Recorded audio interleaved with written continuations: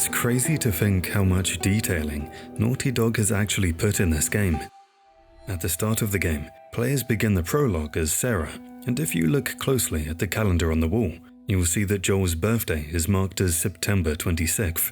This is a haunting bit of foreshadowing because, in the game's lore, this is the exact same day the cordyceps outbreak reached critical mass.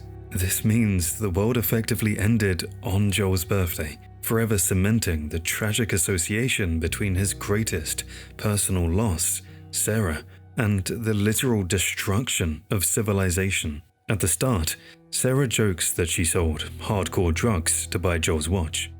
Where did you get the money for this? Drugs. I sell hardcore drugs. Later, the watch breaks during the chaos of the outbreak. Throughout the entire game, if you use photo mode or look closely, the watch remains broken at the exact time Sarah died, or roughly around the time the chaos started.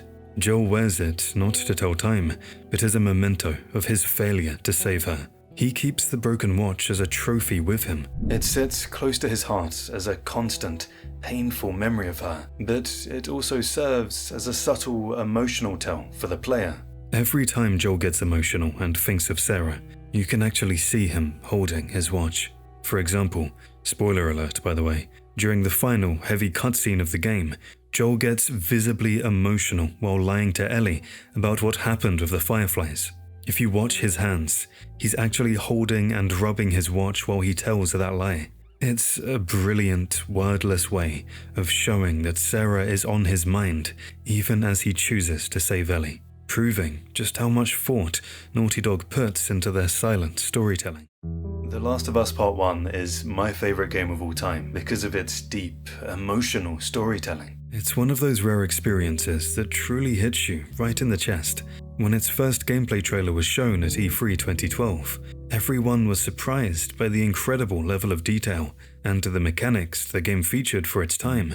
But the most interesting thing fans noticed was that the enemy AI for humans appeared incredibly smart, perhaps even too smart for a game. It didn't just feel like a script, it felt like you were fighting desperate people. Enemies would plead for their lives when you grabbed them, and they would notice when Joel's gun clicked empty, shouting to their teammates to rush him because he was out of ammo. Instead of running into gunfire, they utilized complex, realistic flanking maneuvers to corner the player. When the game finally launched, many observant players noticed that the AI wasn't quite as dynamic or human as that famous vertical slice. This led to discussions about a downgrade in the systems.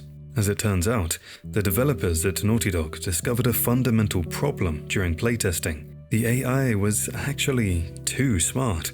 When the enemies functioned with perfect realism, they inadvertently broke the game's stealth mechanics.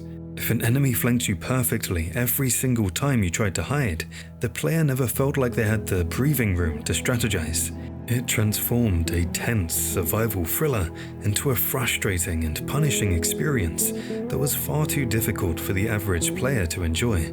Ultimately, the team had to dumb down the AI for the final release. They struck a balance that maintained the illusion of high intelligence while ensuring the gameplay remained fair, fun, and balanced for the player.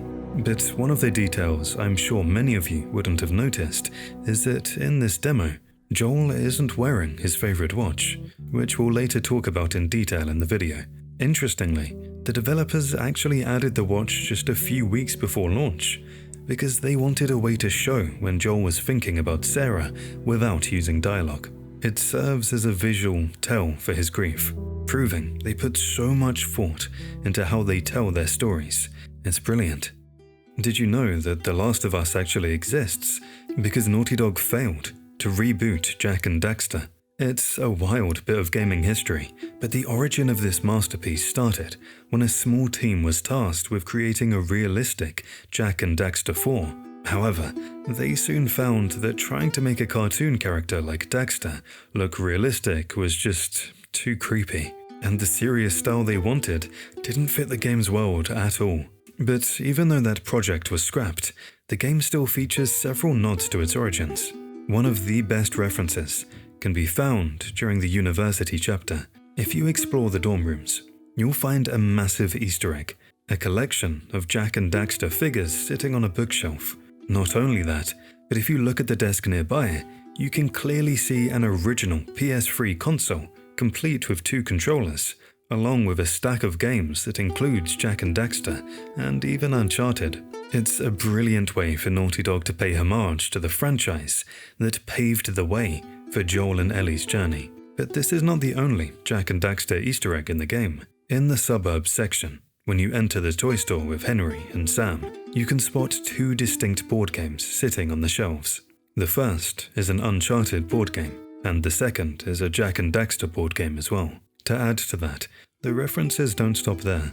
In the same toy store, if you look at the other items on the shelves, you can find a Jak and Daxter plushie, and even a game titled The Path, which is a nod to an early concept name for The Last of Us.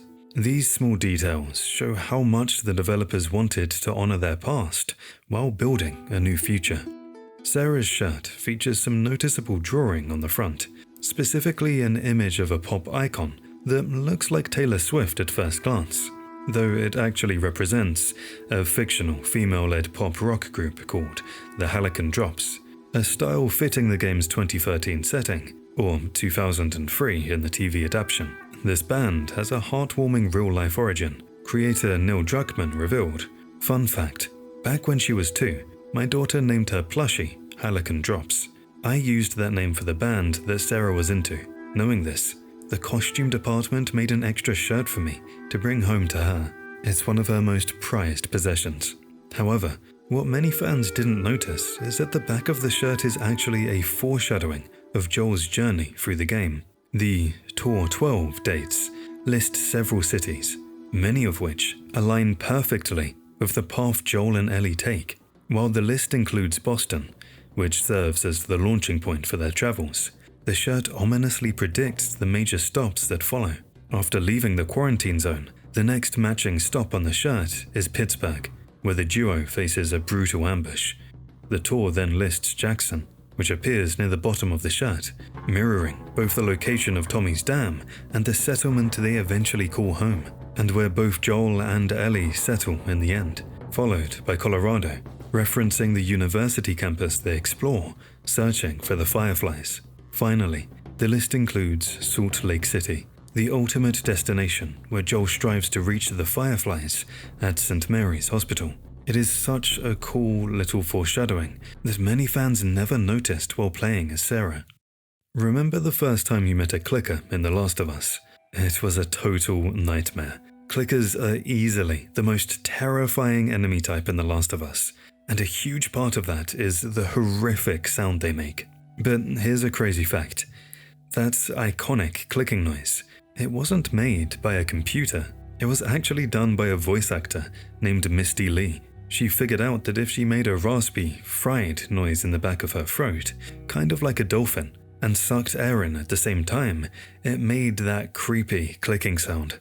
The audio team added a little bit of echo, but that core sound, it is 100% human, which makes it even scarier. We talk a lot about clickers, but the stalkers are also as scary as the clickers.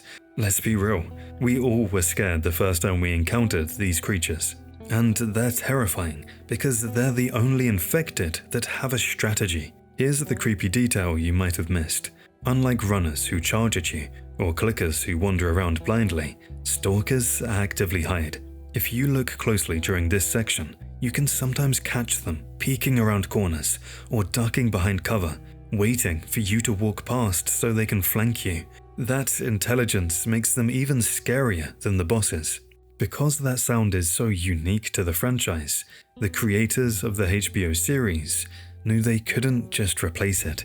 In Season 1, Episode 2, the show paid the ultimate tribute to the original sound design. Misty Lee and Philip Kovacs are both credited among the cast of the second episode as female clicker and male clicker, by bringing back the same voice actors who provided the noises for the clickers in the original 2013 game. The showrunners ensured that the live-action monsters sounded exactly like the ones that had been haunting players' nightmares for a decade. It's a perfect example of how the show stayed loyal to the small, gritty details that made the game a masterpiece. We all know about the Last of Us newspaper Easter egg in Uncharted 3, but did you know the connection goes way deeper? First, the leak. In Uncharted 3, which came out months before The Last of Us was even announced, you can find a paper with the headline, "Scientists are still struggling to understand deadly fungus." Naughty Dog admitted this was a mistake. They meant to remove it, but forgot, accidentally leaking their next game to the world. However, in The Last of Us, they returned the favor with an even weirder headline. If you look at the floor in Hotel Grand in Pittsburgh, you can find a newspaper that reads, "Uncharted 13, a lush movie, Justin Bieber as Drake." Yeah, you heard that right. In this universe, the Uncharted series went on for 13 movies, and apparently, Justin Bieber was cast as Nathan Drake. While the game jokes about Bieber playing the hero, the actual voice of Nathan Drake was busy recording lines for a villain. Nolan North, famous for playing Drake, voices David, the creepy cannibal leader. He used such a subtle, unsettling southern accent that most players watched the credits in disbelief because they couldn't recognize him. And if that wasn't enough, he also voices the generic soldier who knocks Joel out in the prologue, so the guy who plays Nathan Drake is basically everywhere. We always talk about the scariest moments in The Last of Us, but the giraffe scene in Salt Lake City is easily the most heartwarming. After the brutal trauma of the winter chapter, this is the first time we see Ellie actually smile and just be a kid again. It reminds us and Joel that, despite the apocalypse, there's still innocence worth saving. But here's the fact that might shock you. This iconic scene was almost cut from the game. During development, the team seriously debated removing it. Why? Because from a gameplay perspective, nothing happens. There are no enemies, no puzzles, and no danger. Developers were terrified that players would find it boring to suddenly stop the action for a petting zoo moment. And even when they decided to keep it, the scene almost looked completely different. In the original concept art, Joel and Ellie weren't looking at a giraffe at all. They were interacting with a zebra. So, why did they change it? The developers felt that a giraffe was more alien and majestic, but the main reason was the camera. A giraffe naturally forces the player to look up, revealing the beautiful skyline. A zebra would have kept the camera looking down at the ground, missing the view.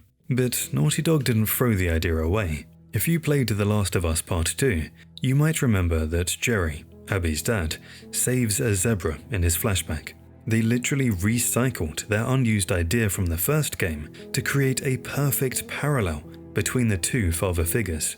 Long before the iconic giraffe scene in Salt Lake City, the game actually teases this moment multiple times for a hidden visual thread. It starts as early as the prologue, where you can spot a stuffed giraffe sitting in Sarah's room, and continues 20 years later with a discarded giraffe plushie found in the rubble of the quarantine zone. The motif appears again in Pittsburgh, when Henry and Sam enter a toy store adorned with giraffe posters. These weren't accidental details. The giraffe represents innocence and the persistence of life amidst decay, serving as a deliberate trail of breadcrumbs leading up to Ellie's only real moment of peace.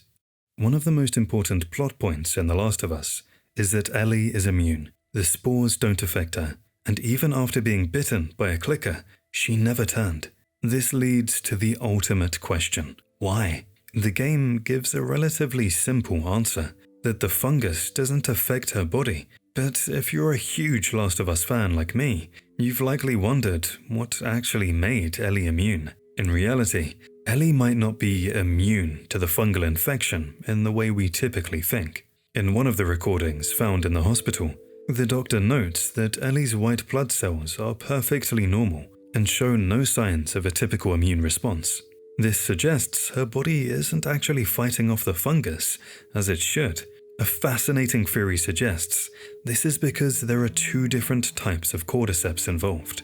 While a Cordyceps unilateralis is what infects people and turns them into zombie-like creatures, there's another type, called Tolypocladium inflatum, which is actually used in real-world antifungal medications.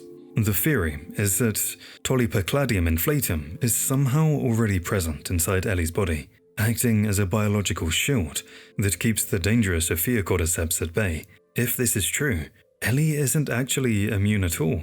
She is simply infected by a completely different, harmless type of fungus that protects her from the dangerous one. Personally, I find this theory brilliant because it fits perfectly with the gritty, grounded science of the game. It makes Ellie's condition feel less like a superpower and more like a rare, accidental biological miracle, which adds so much depth to her character and the Firefly's desperate mission.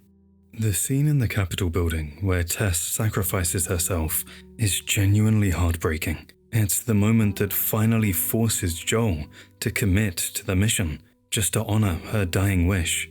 But here's a mind-blowing fact. In the original script, Tess was actually the main villain. Instead of dying in the Capitol, she was supposed to survive the ambush but feel totally betrayed by Joel. Driven by anger, she would have hunted Joel and Ellie across the entire country purely for revenge. A huge reason for this original hostility was that Joel wasn't supposed to like her. Originally, Joel was written as a cold, detached smuggler who viewed Tess as just a business partner. He wasn't supposed to care about her at all. But during the first recording sessions, Troy Baker's performance was so emotional and protective that it completely changed the dynamic. He played Joel as someone who deeply cared for her, which forced Naughty Dog to rewrite their entire relationship. This change is actually part of why they scrapped the villain ending. They realized that a revenge mission didn't make sense for two reasons. One, why would someone waste precious ammo chasing a grudge in the apocalypse? And two, thanks to Troy, Joel and Tess's bond was now too strong for a simple betrayal story. And honestly, I am so glad they changed it. If they had kept it, we would have gotten a generic revenge plot instead of the deep, emotional father-daughter bond that makes the game a masterpiece. The hotel basement section in Pittsburgh is hands down one of the most terrifying parts of the entire game, as we discussed earlier. Joel is completely trapped in a pitch-black nightmare, forced to navigate creepy, flooded hallways and rooms just to find a way out. And the tension peaks the moment you pull the cord to start the generator. Suddenly, every enemy in the area gets alerted, and they all come straight for you. But here's a secret that can save your life. You actually do not have to kill the bloater that spawns. Most players panic and waste all their ammo fighting it, but if you find the keycard before you touch the generator, you can just start the power and immediately sprint to the door. You can escape without firing a single shot. However, if you are brave enough to stand your ground and kill it, the game actually notices. If you manage to take down the bloater in the basement, when you finally reunite with Ellie, she'll sometimes make a specific comment acknowledging the fight. It's a tiny detail, but it proves the game is tracking exactly how hard you had to fight just to survive. At the start of the game, it's easy to miss just how attached Ellie actually is to Marlene. She even mentions that Marlene has been looking out for her since she was a kid. But if you really explore the Firefly lab at the end of the game, you find out this bond goes way deeper. If you find Marlene's recorder and journal in the hospital, you learn the crushing weight of her decision. Marlene wasn't just a leader, she was best friends with Ellie's mother, Anna. Before Anna died, she explicitly asked Marlene to promise to take care of her daughter. This makes the flashbacks in The Last of Us Part 2 and the final scene in the parking garage even more painful. When Joel confronts her, Marlene pleads with him, admitting that she does care about Ellie, but she truly believes there's no other way to save humanity. She is just as broken by this choice as Joel is. It adds a horrific layer of tragedy to the ending. When Joel pulls that trigger, he's killing the only other person in the world who loved Ellie as a daughter. But honestly, we just can't judge Joel's decision. Marlene was trying to save the world, but Joel was saving his world. And the game doubles down on this in Part 2. When Ellie finally confronts him about the truth, Joel doesn't apologize. He looks her in the eye and delivers one of the most powerful lines in the series. If the Lord gave me a second chance at that moment, I would do it all over again. As a father, if I were in Joel's shoes, I would have done the exact same thing. When Joel and Ellie finally reach the University of Eastern Colorado, they're expecting to find a massive Firefly base, but instead, all they find are monkeys roaming around the empty campus. It feels like a weird joke at first, but if you find the hidden recorder in the lab, the story gets dark, fast. The tape reveals that the Fireflies were actually experimenting on these monkeys, desperately trying to find a vaccine. But things went wrong. The lead researcher explains on the tape that he was bitten by one of the test subjects while trying to free them. Instead of euthanizing the monkeys to keep the infection contained, he made a fatal choice. He released them into the wild to save their lives, knowing he was dooming himself to turn into one of the infected alone in that lab. It's a heartbreaking detail that actually mirrors the ending of the game, just like Joel does later with Ellie. This researcher chose to save a life he cared about, even if it meant sacrificing the greater good of a cure. Since the outbreak in The Last of Us officially hit in September 2013, the PlayStation 3 was the newest console on the market at the time, and if you look closely, Naughty Dog made sure to hide them everywhere. The first one appears right at the start of the game. When you're playing as Sarah in the prologue, check the entertainment center in Joel's living room. You can clearly see a PS3 console hooked up to the TV, meaning Joel, or probably Sarah, was a gamer. Throughout the rest of the journey, you can spot them in various abandoned houses and apartments as you scavenge for supplies. But here's a cool detail for those replaying the PS5 remake. In the original game, they were the standard fat PS3s. In the remake, the models were updated to look more like PS3 Slims or generic consoles. But the best part, if you zoom in on the clutter next to these consoles, you will often find game discs scattered around. It's a fun reminder that even in the apocalypse, people still had great taste in video games. In the prologue, during the tense car ride with Tommy, at one point, they drive past a family standing on the side of a road, begging for help. Joel coldly orders Tommy to keep driving, saying, "Someone else will come along." It's the first time we see Joel's ruthless survival instinct kick in. But here's a heartbreaking detail that most players missed. If you pay attention later in the drive, you pass a wrecked car surrounded by infected, attacking people.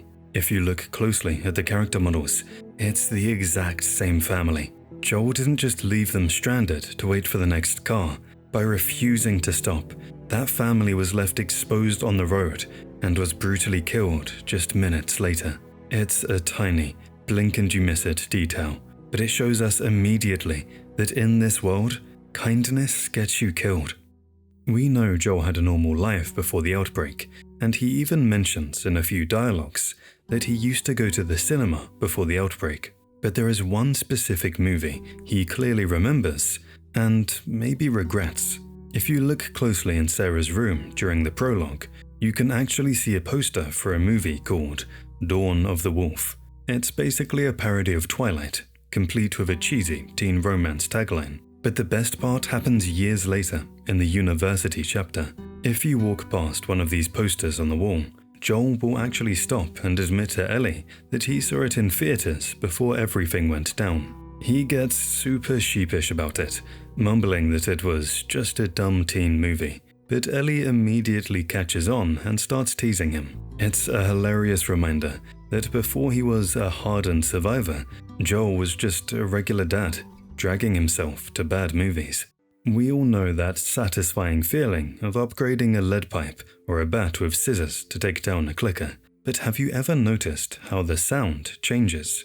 The audio design in The Last of Us is incredibly detailed, especially for the modified weapons.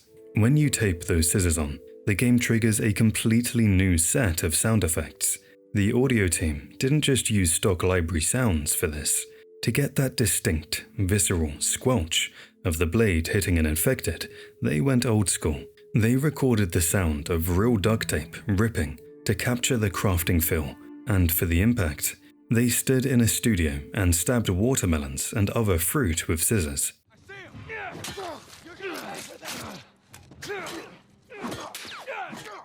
So every time you hear that gruesome crunching noise in combat, you're actually hearing a Naughty Dog developer murdering a melon.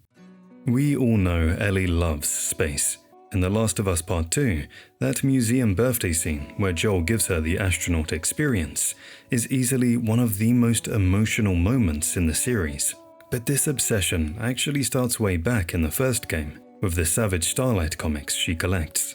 Most players just pick them up for the trophy, but if you actually read to the back of the issues in your inventory, you realize something mind-blowing. The comic is mirroring the game's story. The plot follows a character named Dr. Daniels and a group of travelers on a dangerous journey across space to save humanity. It is filled with betrayal, loss, and morally grey choices, paralleling Joel and Ellie's journey almost perfectly. And the craziest part, the final issue of the comic ends on a massive cliffhanger with an ambiguous conclusion, exactly like the controversial ending of The Last of Us itself. Naughty Dog literally told us how the game would end for a comic book we had in our backpack the whole time. The gameplay of The Last of Us feels heavy and grounded for a reason, but it wasn't always that way. First off, the original build actually had a dedicated jump button, just like in Uncharted. You could hop around the map freely, but Naughty Dog removed it because they wanted Joel to feel like a tired, middle-aged man, not a superhero. They wanted every movement to feel like a struggle. But the craziest cut mechanic involves Joel's health. In an early draft of the script, Joel had a serious heart condition. During intense moments or long fights, he would suffer random flare-ups and collapse. The game would then force you to immediately switch control to Ellie and protect him while he recovered. They eventually cut it because it messed up the pacing of the game. And honestly, thank God. Fighting a bloater is stressful enough without having to worry about Joel having a heart attack in the middle of it. The Last of Us was released all the way back in 2013 for the PS3, near the end of its life cycle. The original The Last of Us pushed the PlayStation 3 to its absolute limit. In fact, Naughty Dog was running out of memory so fast that they had to pull off some insane tricks just to get the game to run. To make the lighting look as good as it did, they realized they were just a tiny bit over the memory budget. Their solution? They deleted the animation for Joel breathing. If you stand perfectly still in the original PS3 version, Joel's chest doesn't move up and down. They figured no one would notice, and disabling that one animation saved just enough RAM to fit the lighting data for the levels. But memory limits didn't just affect the animations. They also forced the team to cut entire enemy types from the game. While we know runners, clickers, and bloaters, there were originally 2 more nightmare creatures that didn't make the cut. First was the Screamer. Instead of attacking you, the infected would spot you, turn around, and run away, screaming to alert every other enemy in the area. It sounds cool on paper, but they cut it because playtesters found it incredibly annoying to have to chase them down while being swarmed. The second one was the Shambler. You probably recognize these acid-spraying tanks from The Last of Us Part 2, but they were actually designed for the first game. The team really wanted them in, but due to technical constraints and time, they had to shelve the idea and wait 7 years to finally unleash them in the sequel. We already talked about the Deadly Fungus newspaper, but there's another hilarious headline on that same front page that most people ignore. Right next to the news about the end of the world, there's a massive article about a teen pop star who looks suspiciously like Justin Bieber. The paper discusses his upcoming tour, completely ignoring the reports of the UK flu starting to spread right next to it. It's a brilliant piece of satire by Naughty Dog. They were subtly pointing out that even if the apocalypse was literally knocking on the door, the world would probably still be more obsessed with celebrity gossip than with their own survival. Naughty Dog is famous for their insane attention to detail, but in the original PS3 launch of The Last of Us, one detail went horribly wrong. Throughout the game, you can find bulletin boards scattered in houses, laundry rooms, and offices. On one of these boards, there was a seemingly innocent flyer for a pest control company. The artists just needed a phone number to make the texture look realistic, so they grabbed one from an old asset they had lying around. But they forgot to check if the number still worked. Naturally, curious players found the flyer and decided to call the number in real life. And guess what? It wasn't a pest control company. It was an active adult phone sex hotline. Naughty Dog was mortified. Neil Druckmann had to publicly apologize, explaining that it was a total accident. They frantically released a patch to change the number to a fake 555 version, which is what you see in the remaster and remake today. Movies and TV shows are always trying to find a new way to reinvent the zombie genre. We've seen everything. The Walking Dead focused on the slow, rotting drama of survival. World War Z gave us terrifying, fast-moving swarms. And Army of the Dead even introduced intelligent, organized zombies. But before The Last of Us found its own identity, Naughty Dog almost went with a concept that was, well, controversial.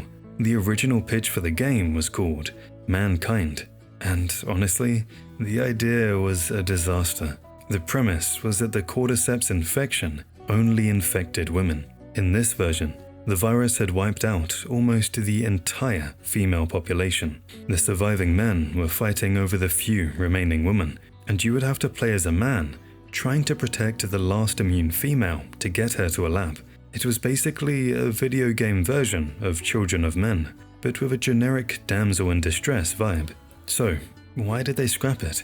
When the idea was pitched, the female employees at Naughty Dog immediately pushed back. They pointed out that the concept felt inherently misogynistic. It reduced the female character to nothing more than a valuable object that needed to be guarded, rather than a person. Neil Druckmann realized they were right. He scrapped the entire gender-specific virus idea and pivoted to a story where the infection hits everyone equally. This single decision saved the game. It allowed them to move away from a generic escort mission and focus on the deep, equal partnership between Joel and Ellie that makes the story a masterpiece. In the Pittsburgh chapter, there's a really tough moment inside the toy store. Sam finds a toy robot he loves, but Henry forces him to leave it behind, telling him they only carry what they need to survive. It's a harsh reminder that in Henry's eyes, there's no room for childhood in the apocalypse. But Ellie, being Ellie, decides to break the rules, and if you're observant, you can actually watch her do it. Most players follow Henry and Sam out the door, but if you keep your camera focused on Ellie as the other two walk away, you can see her linger behind for a split second. She checks to make sure no one is looking, quickly swipes the robot off the floor and shoves it into her pocket. It isn't just an animation. The game actually registers the theft immediately. If you pause the game and open your inventory right after leaving the store, you'll see the toy robot sitting there in your key items, long before the cutscene where she gifts it to him. It adds a bittersweet layer to the story. Ellie risked getting in trouble just to give Sam one night of happiness, only for him to turn the very next morning. One of the darkest stories in The Last of Us isn't told through a cutscene or a dialogue line. It's told through the silence of the rooms you scavenge. Throughout the game, but specifically in the Pittsburgh Hotel and the Suburbs chapter, you often find yourself walking into abandoned bathrooms. If you look at the bathtubs, you'll frequently see dried bloodstains or even skeletal remains with pill bottles or firearms lying nearby. It paints a horrific picture of the early days of the outbreak. These people weren't killed by clickers or runners. They were regular families who locked their doors, realized help wasn't coming, and made the impossible choice to end their own lives rather than turn into monsters. In my opinion, this is actually scarier than any boss fight in the game. It shows you the sheer level of hopelessness that took over the world in those first few weeks. And what makes it even sadder is how Joel and Ellie react to it. They don't. They walk right past these tragedies without saying a word. To us, it's shocking, but to them, seeing a family that chose the easy way out is just a normal Tuesday in the apocalypse. Most players know Ellie reads jokes from her book, no pun intended, but what they don't realize is that you're likely missing the majority of them. To actually hear all of them in the main game, you have to be incredibly patient. In specific, safe moments, like after clearing the Pittsburgh bookstore or walking through the suburbs, you have to stand perfectly still and wait for Ellie to get bored. If you rush, the dialogue never triggers. She drops some classics like, "I stayed up all night, wondering where the sun went, and then it dawned on me." I stayed up all night wondering where the sun went. Then it dawned on me. Oh, I get it. Or the one that usually gets a groan from Joel, It doesn't matter how much you push the envelope, it'll still be stationary. It doesn't matter how much you push the envelope, it'll still be stationary. What is that? It's a joke book. No pun intended. Volume 2 by Will Livingston. Let's keep going. But although Ellie retires from her life of jokes in the suburbs, she isn't completely done. In the Left Behind DLC, we actually get to see her biggest stand-up set yet. In the Fun and Games segment, right after riding the carousel, Riley gives Ellie the joke book. The game then gives you the option to tell jokes. If you want the full experience, you have to stand there and read every single joke in the set to trigger the complete interaction. This context makes the main game heartbreaking. When she reads these jokes to Joel later, she isn't just being a goofy kid or trying to annoy him. She is reliving the very last happy memory she had with her best friend before tragedy struck. We already mentioned that you can find Naughty Dog game discs next to the PS3 consoles, but the references go way deeper than just that.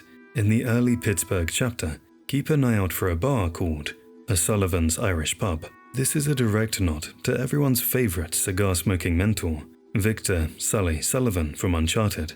As we touched on earlier in the video, this location is where the infamous Uncharted 3 newspaper makes its brilliant, full-circle return. Before The Last of Us was even released, Naughty Dog leaked the project in Uncharted 3, Drake's Deception, with a headline reading, "Scientists are still struggling to understand deadly fungus." You can find that exact same newspaper lying on the floor and tables of this pub, a meta-tribute to the fact that the teaser went live before the game was even officially announced.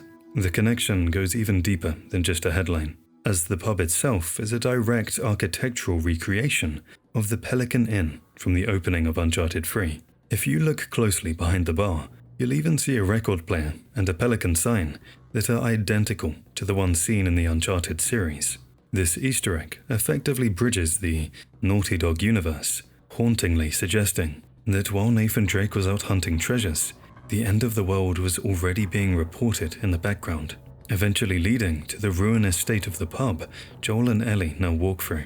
And for those playing the PS5 remake, there's one more hidden gem in those same dorms, a tiny Nathan Drake plushie sitting on a bed, complete with his ring necklace.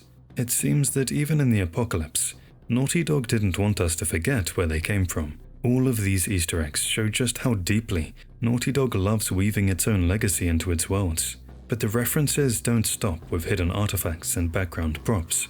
If you look closely at Ellie's shirt, you can spot a familiar symbol, the same logo seen on the jet ski during Chapter 12 of Uncharted, Drake's Fortune. It's an incredibly subtle detail, easy to miss unless you've spent serious time with Naughty Dog's earlier games. What makes this reference even cooler is how naturally it fits. Ellie's shirt doesn't feel like a forced cameo or a loud callback. It simply exists in the world, quietly rewarding longtime fans. In Uncharted, the jet ski sequence is one of the game's most memorable moments. Fast, chaotic, and full of personality. And seeing that same logo repurposed here feels like a shared DNA between universes, rather than a simple Easter egg. The ending of The Last of Us is one of the most tense, dramatic moments in gaming history. Joel lies to Ellie's face. She says, "Okay," and the screen cuts to black. However, there is a version of that scene that is a little less serious. While filming that final moment on the motion capture stage, the cast pulled a massive prank. The director told Troy Baker to do one more take, but instead of the heavy lines, Troy suddenly burst into song, improvising a full musical number. Ashley Johnson didn't miss a beat. She immediately joined in, singing and dancing in her mocap suit while the crew watched in shock.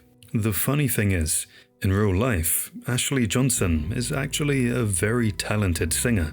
In the first game, Ellie doesn't really sing because she's a kid just trying to survive. But because the developers knew how good Ashley was in person, they eventually leaned into it. If you've played The Last of Us Part 2, you know there are a couple of beautiful, emotional moments where Ellie finally picks up a guitar and shows off that voice. This chemistry was a huge part of why the game succeeded. Even though Neil Druckmann wrote the script, he gave the actors a ton of freedom. Troy and Ashley weren't just reading lines from a page, they were helping build Joel and Ellie from the ground up. If a line didn't feel right, they would work with Neil to fix it. They were basically co-authors of their characters, and that teamwork is what turned a simple zombie story into an emotional masterpiece. It was a total break of character, but here's the best part. Naughty Dog still has the files. Because the cameras were rolling, the motion capture data for this musical ending actually sits in the vault somewhere. They showed it once to a live audience, but it has never been released to the public. Somewhere out there, there's a version of Joel and Ellie singing their way into the credits. Speaking of alternate endings, while the musical number was just a joke, the writers actually drafted a serious conclusion that would have changed the entire meaning of the game. In this original version, Joel and Ellie don't stop at the hospital. They make it all the way to San Francisco. There, they find a city run by a fully functional government, a place where society had actually survived and rebuilt. The game would have ended with them settling down in a safe haven, giving players a traditional, hopeful resolution. However, this idea was rejected for being too optimistic. The director realized that a Hollywood happy ending felt dishonest. It betrayed the dark, grounded tone they had built for 15 hours. He argued that this story wasn't about saving the world or finding paradise. It was about the complex, selfish, and sometimes toxic reliance two people have on each other. So, instead of a golden sunset in San Francisco, we got a lie on a hillside in Wyoming. And honestly, it was the right call. The ambiguous ending is what makes the game a masterpiece, rather than just another zombie movie. When players first meet Bill in the game, he seems like the ultimate survivor. He's paranoid, lives in a town filled with booby traps, and seemingly prefers to be completely alone. He looks like a crazy maniac who is self-obsessed and only cares about his traps. But if you explore carefully, you realize that his isolation wasn't a choice. It was a breakup. In the game, Joel and Ellie go to Bill's town specifically to find a car battery. During this mission, they stumble upon a house and find a body hanging from the ceiling. This is Frank, Bill's former partner. It looks like a standard suicide to avoid infection, but there's a brutal detail hidden on the floor. Frank's suicide note. If you pick it up and read it, the letter is devastating. Frank writes that he didn't just kill himself to escape the virus, he did it to get away from Bill. He explicitly says, "I want you to know, I hated your guts." He couldn't stand Bill's paranoid, controlling way of living anymore. In the game, their story ends in bitterness and resentment, showing how mere survival can destroy love. But the HBO show took this tragedy and flipped it completely. In one of the biggest deviations from the source material, the show dedicates an entire episode to a decades-long love story between the two. Instead of Frank leaving in hatred, the show depicts them growing old together and choosing to go out peacefully in each other's arms. It's a fascinating contrast. The game shows us the reality of how the apocalypse breaks people apart, while the show gives us a glimpse of how it can bring them together. After escaping the hunters in Pittsburgh, Joel and Ellie, along with their new allies, Henry and Sam, stumble upon the entrance to a massive underground sewer system. At first glance, the area appears eerie and abandoned, but as they move deeper into the tunnels, they discover that this wasn't just a drainage system, it was once a thriving, hidden community. When the cordyceps virus broke out, everybody across the country took shelter in quarantine. Ish was a fisherman who beached his boat near the city of Pittsburgh, right by the sewer entrance. What surprised him most wasn't the zombies, but the humans who had become bloodthirsty toward one another in a brutal survival of the fittest situation. Seeking safety, Ish made the sewers his home, keeping it cut off from the rest of the world with limited, hidden entrances. At first, he was completely alone, but everything changed one day while he was out scavenging and encountered a group of survivors. We find a letter from Ish describing that meeting. "Yesterday, I met with some people who did not want to shoot me on sight. Shocking, I know. We traded some supplies and went on our merry way. They had kids with them, and they seemed pretty scared. I almost told them about this place. What if they're like the others? What if... You know what? I don't care. What's the point of surviving if you don't have someone to laugh at your lame jokes? Tomorrow, I'm going to search for them. See if they want to join me in here. Ish. Ish eventually let them into his hideout, and one after another, the sewers transformed into a whole community with dozens of families. As you explore the area, you can see the heartbreaking remnants of their lives, including makeshift classrooms and colorful children's paintings on the walls that contrast sharply with the dark, damp environment. They even established strict rules that everyone had to follow and set up makeshift alarms, one of which Joel actually stumbles upon in the game, alerting nearby infected. However, one honest mistake led to their ultimate downfall. Someone accidentally left a door open, an infected came inside, and total chaos followed. In the madness, a survivor named Kyle managed to barricade himself in a room with a few of the children. Trapped and realizing there was no escape, he wrote a final, heartbreaking letter, wishing someone would reach them. We're trapped. I think everyone else is dead. Some of the little ones are with me. I got infected pounding at the door. I don't know how long we'll hold out. If Ish and the others are alive, maybe they can reach us. They have to reach us. If it comes down to it, I'll make it quick. Kyle. When Joel and Ellie find this room, they discover the remains of Kyle and the children. A grim reminder of how quickly safety can vanish in this world. Another interesting fact about the inspiration of the character Ish is that people might think that Ish's name is a reference to the protagonist of Herman Melville's book, Moby Dick, but is actually a reference to the protagonist of The Earth Abides by George R. Stewart. This came out in 1949 and is one of the earliest post-apocalyptic sci-fi stories. One of the most impressive features in The Last of Us is the realistic backpack system, which completely abandons the trope of characters pulling massive weapons out of thin air. Instead, Joel physically reaches into his backpack every time you switch your large weapons. Naughty Dog even went so far as to animate him unzipping the bag, carefully storing his current gear, and retrieving the new item, all in real time. This level of detail extends directly into the real-time crafting system, which was specifically designed to ramp up the player's tension. Unlike other games that pause the world while you look at your inventory, this game forces the world to keep moving around you, creating a scavenging and choice mechanic, where you must make split-second decisions while enemies are actively hunting you down. This sense of desperation is further heightened by several hidden gameplay mechanics, such as the gasp mechanic, where Joel's labored breathing after an explosion or low health actually makes it harder to steady your aim. The combat also features dynamic melee, where Joel will instinctively use the environment, like slamming an enemy's head against a desk, to finish a fight more quickly when resources are low. Even the listen mode was carefully balanced to ensure players didn't feel like superheroes. It only highlights enemies making noise, forcing you to stay quiet and still to remain undetected.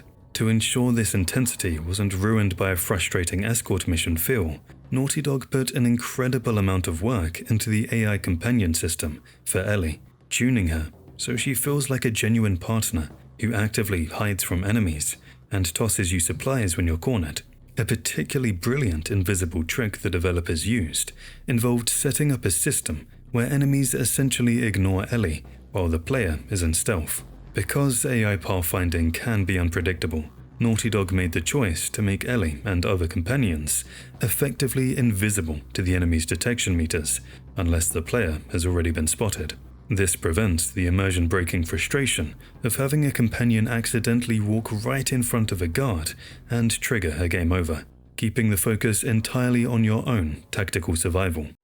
As the game progresses, it's incredible to watch how Joel and Ellie's bond grows, shifting from a relationship of cold necessity to a genuine, protective connection. What's truly impressive is that this emotional growth wasn't just kept to the cutscenes.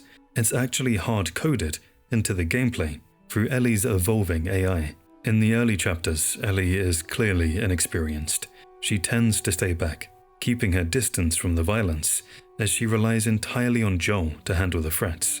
But as they travel across the country, she begins to adapt and learn from him. Following a major time skip into the winter chapter, the roles are dramatically reversed, with Joel incapacitated and severely wounded, Ellie is forced to step up as the primary protector.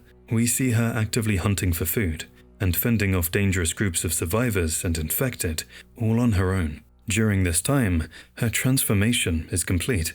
She starts to perfectly mimic Joel's tactical movements. When Joel crouches into a stealth stance, Ellie mirrors him instantly, and when he aims his weapon, she draws her knife and holds it in a ready position, just like a seasoned hunter. It's a brilliant, wordless way for Naughty Dog to show Joel's influence on her, proving that she's no longer just someone he's carrying. She's become a reflection of the survivor he taught her to be. The ending of The Last of Us is widely considered one of the greatest in history. A massive reason for that is the music. As the final scene fades to black and the track The Path begins to play, it hits so hard every time. The music balances relief with a deep sense of unease, perfectly mirroring the heavy choice Joel just made. Honestly, this might be my favorite video game music of all time. I just can't get enough of it. It doesn't just play in the background. It shifts and changes to match the emotional weight of every scene. What's even more interesting is how the music was actually composed. To get that unique sound, composer Gustavo Santaolalla completely moved away from the standard, grand orchestras you usually hear in big-budget games. He wanted a vibe of danger and innocence mixed together. To achieve this, he focused on a hollow and lonely soundscape that reflected the crumbling world. He famously used out-of-tune guitars and even played on PVC plumbing pipes to get those haunting, resonant tones. He even recorded inside bathrooms and kitchens to get a raw, echoey vibe. He even forced himself to play instruments he was totally unfamiliar with. He wanted the music to feel organic, as if a survivor was actually playing it in the middle of the apocalypse. What's truly fascinating is how Naughty Dog even found him. Usually, game studios look for established video game composers, but the team was determined to find someone who could capture a specific Latin American soul and raw emotion. They didn't want a typical gamer soundtrack. They wanted a film-like score that felt human. After hearing Gustavo's Oscar-winning work on movies like Babel and Brokeback Mountain, they realized he was the only person for the job. Even though he had never worked on a video game before, he was so moved by the story of Joel and Ellie that he agreed to join the project. He actually loved the game so much that he's literally in it. In the game, there's a photograph of Joel and his daughter, who's wearing a football jersey sporting the colors of Argentina. This pays homage to Argentine composer Gustavo Santaolalla. If you look closely at the remake or early on in Part 2, you can find a man sitting in a chair playing a banjo. That character is a perfect digital recreation of Gustavo Santaolalla. It's a beautiful tribute to the man who gave this world its soul. The ending music of The Last of Us is something I'll never get over. As that final acoustic guitar riff kicks in, it carries so much weight. For me, that ending hits really hard because it doesn't give you the closure you want, but rather the closure the story deserves. It leaves you sitting in silence, questioning everything you just did. However, the game we know and love almost had a completely different conclusion. Before settling on Ellie's famous, ambiguous okay, the team at Naughty Dog actually considered a much happier ending. In one version of the script, Joel and Ellie would have arrived in San Francisco or a similar coastal city that was being run by a fully functional, stable government. The scene would have shown them finally settling down in safety, implying a happily ever after for the duo. It was a traditional resolution where the heroes finally found the peace they were searching for throughout their entire journey. Ultimately, Neil Druckmann and the creative team rejected this idea because they felt it betrayed the true tone of the game.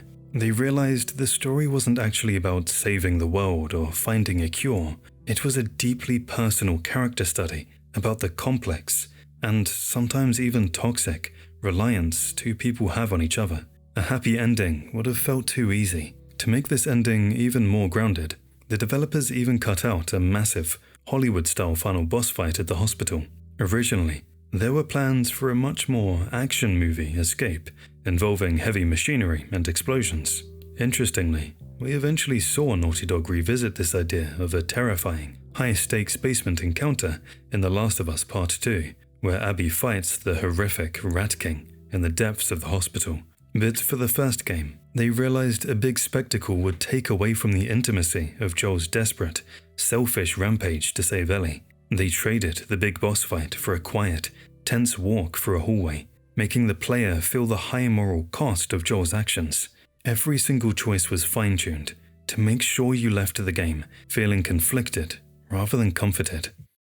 Most players notice that Joel wears a broken watch, but very few catch the heartbreaking timeline hidden in the game's opening hours that tells the story of the worst night of his life.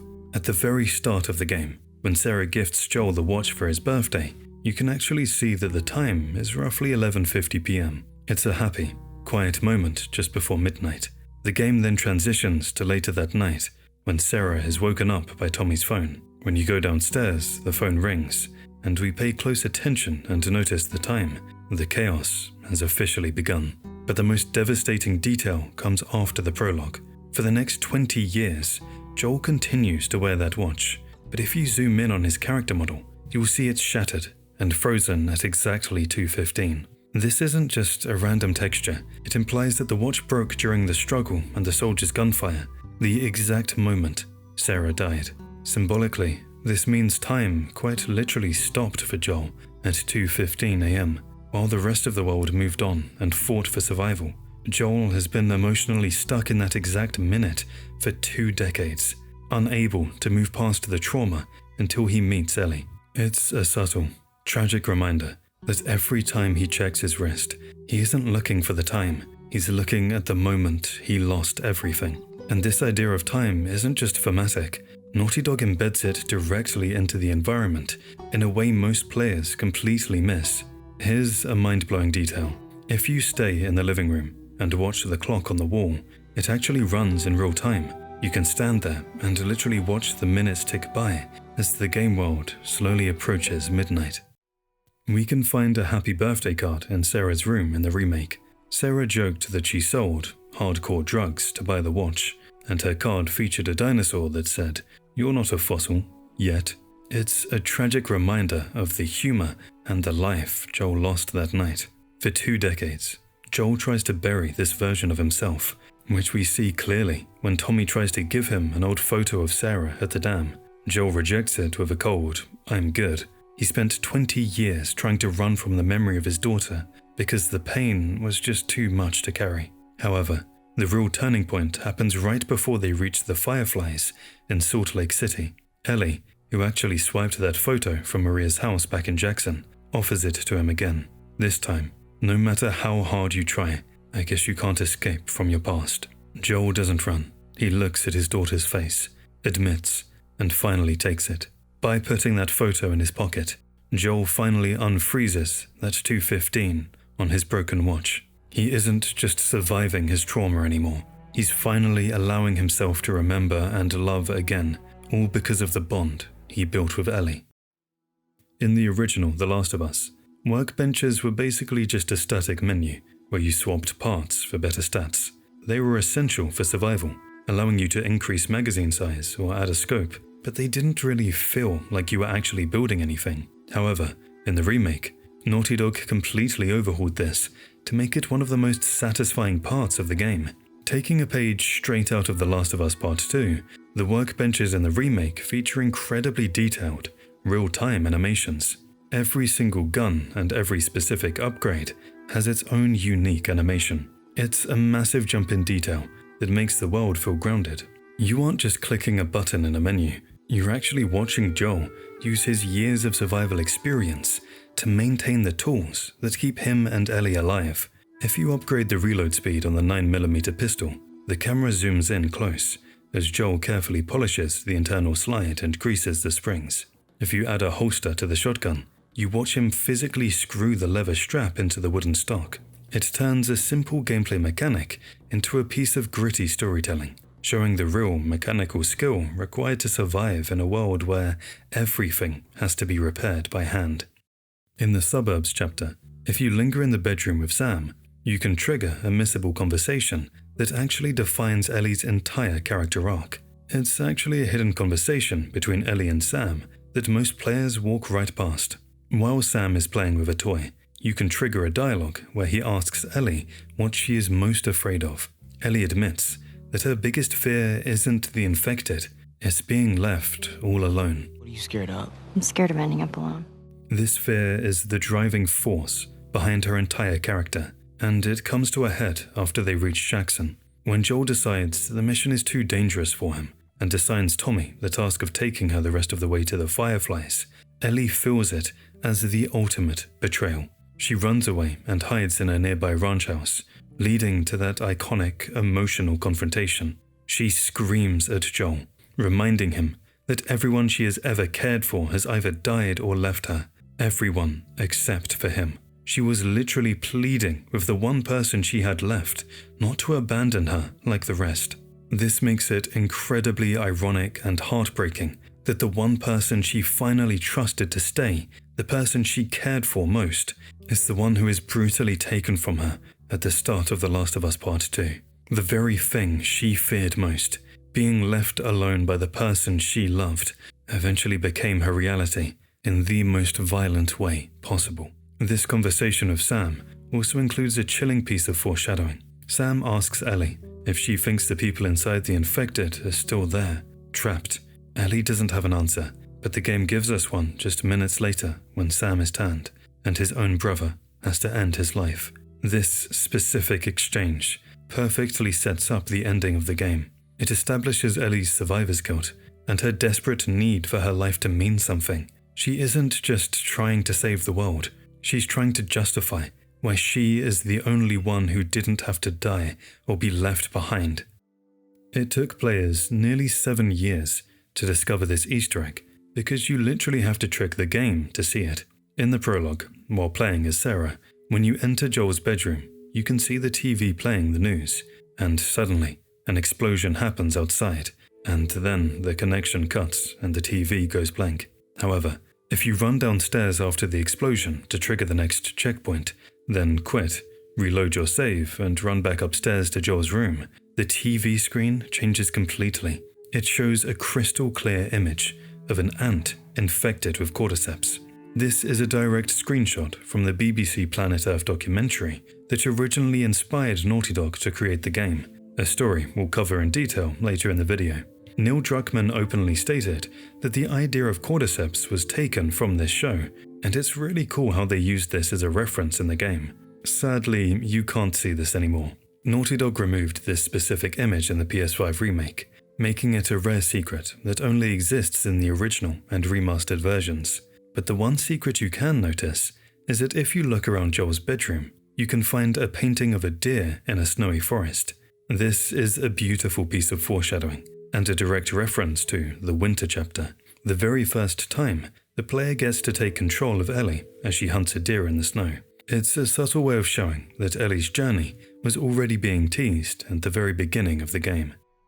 For hardcore fans, the story of the first game doesn't actually end with the word OK. There's a secret epilogue that explains exactly how the sequel begins. In July 2014, Naughty Dog hosted a one-time special event called The Last of Us: One Night Live in Santa Monica. It was a celebration where the original cast, including Troy Baker and Ashley Johnson, performed the game's cinematic scenes live on stage for an audience. But the real treasure came after the show was supposed to end. Neil Druckmann, the director, walked onto the stage and asked the audience to put away all phones and cameras. He strictly forbade any recording because he wanted to show them something that wasn't in the game. They then performed a brand new scene, set a few weeks after the credits roll. In this lost scene, Ellie is sitting alone in her room at Tommy's Dam, listening to her Walkman and looking completely distant.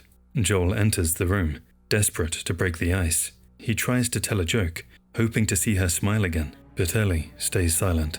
The tension is palpable. She knows he lied, and he knows she knows. Finally, Joel reveals why he came in. He pulls out a guitar and admits that he has been working on a song. He plays a clumsy but heartfelt melody for her, and then makes a promise. "I'm going to teach you how to play this." The scene ends with Joel leaving the room, and for the first time since the hospital, Ellie plucks a string on the guitar and smiles. For 6 years, this scene was considered lost media, existing only in the memories of the 200 people who were in that room. But at the start of The Last of Us Part 2, we finally see this promise fulfilled. The sequel opens with Joel actually giving her that guitar and teaching her the first chords. This context changes everything. It bridges the gap between the two games perfectly and explains why that guitar is Ellie's most prized possession in Part 2. It wasn't just an instrument, it was Joel's peace offering. It was his way of saying, "I love you," when he couldn't find the words. And did you know that you can actually kill 2 enemies with 1 bullet in The Last of Us? If you take your hunting rifle to a workbench and fully upgrade the armor piercing and power stats, the rounds become strong enough to travel completely through a target.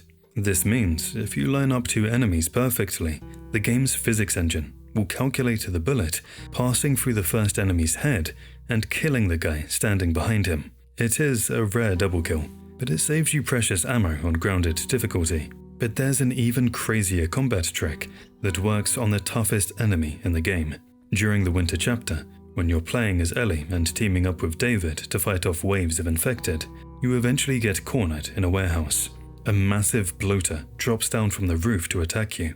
Usually, this fight is a nightmare, but speedrunners discovered a glitch. If you time your shot perfectly and hit the bloater's leg while it is still in midair jumping down, the game's physics freak out. Instead of landing and starting the boss fight, the bloater instantly dies from a single bullet. It is the only way to one-shot a boss in the entire game. In the Pittsburgh chapter, there's a brutal piece of environmental storytelling that does double duty. It reveals Joel's dark past and defines the entire moral conflict of the game.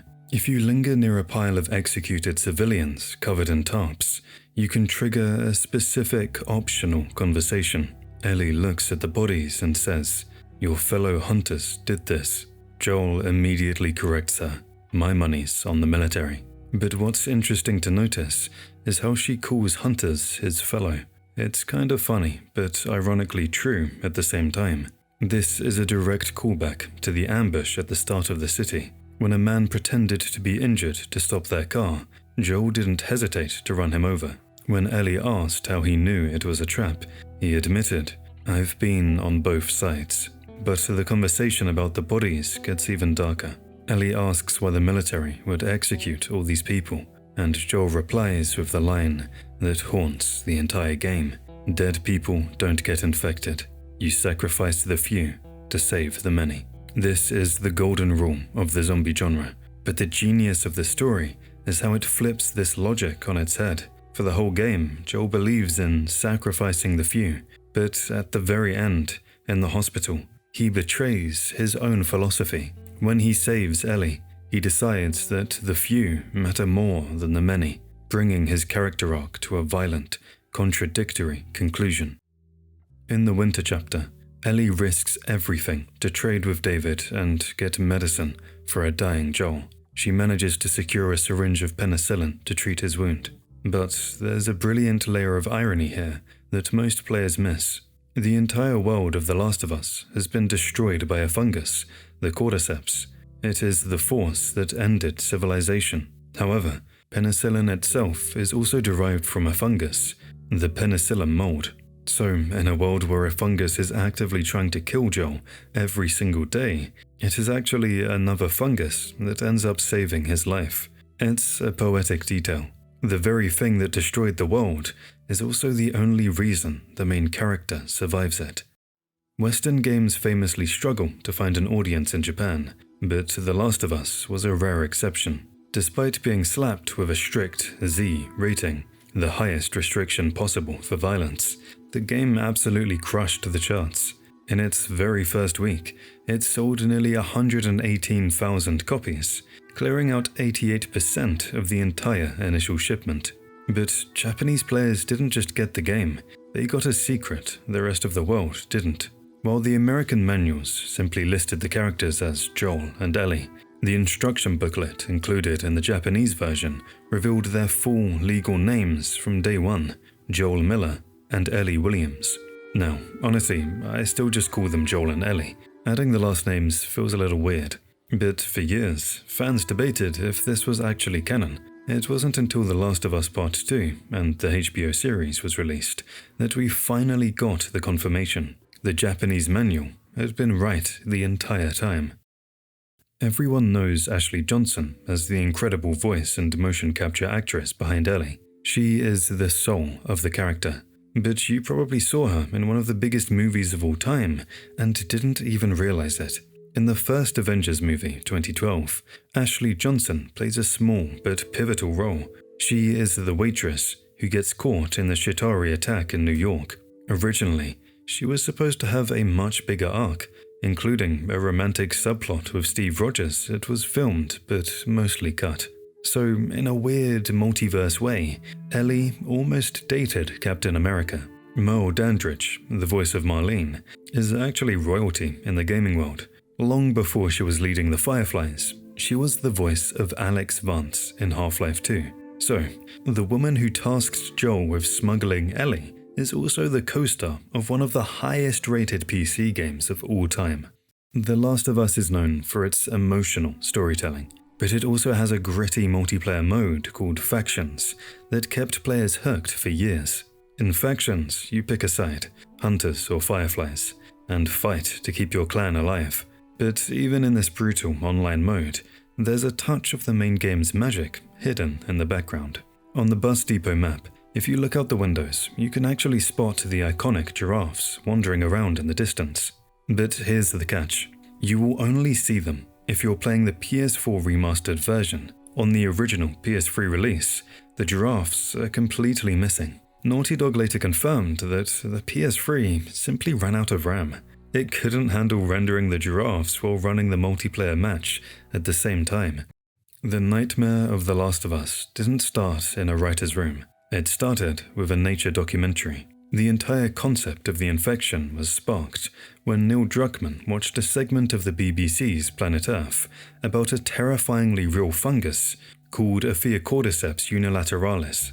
In the wild, this fungus infects an ant, physically hijacks its brain, and forces the victim to climb to a high branch against its will.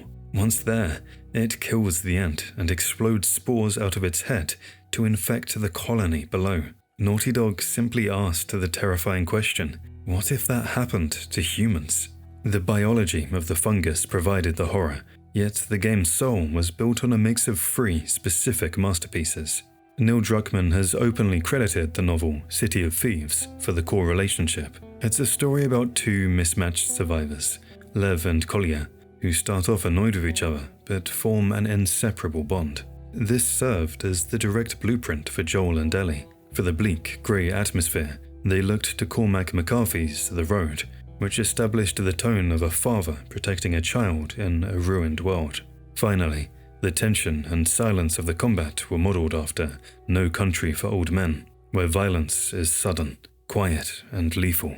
In fact, the connection runs so deep that Joel was actually named after Joel Cohen, one of the directors of that film. It is this combination of real-world biology mixed with award-winning literature that makes the game feel so disturbingly grounded. We've spoken about historical events, movies, and photographs, yet other legendary video games played a massive role in shaping this journey too. The team drew huge inspiration from the PlayStation 2 classic Ico. They specifically looked at the dynamic between the 2 main characters and how they interacted with each other to make the bond between Joel and Ellie feel earned.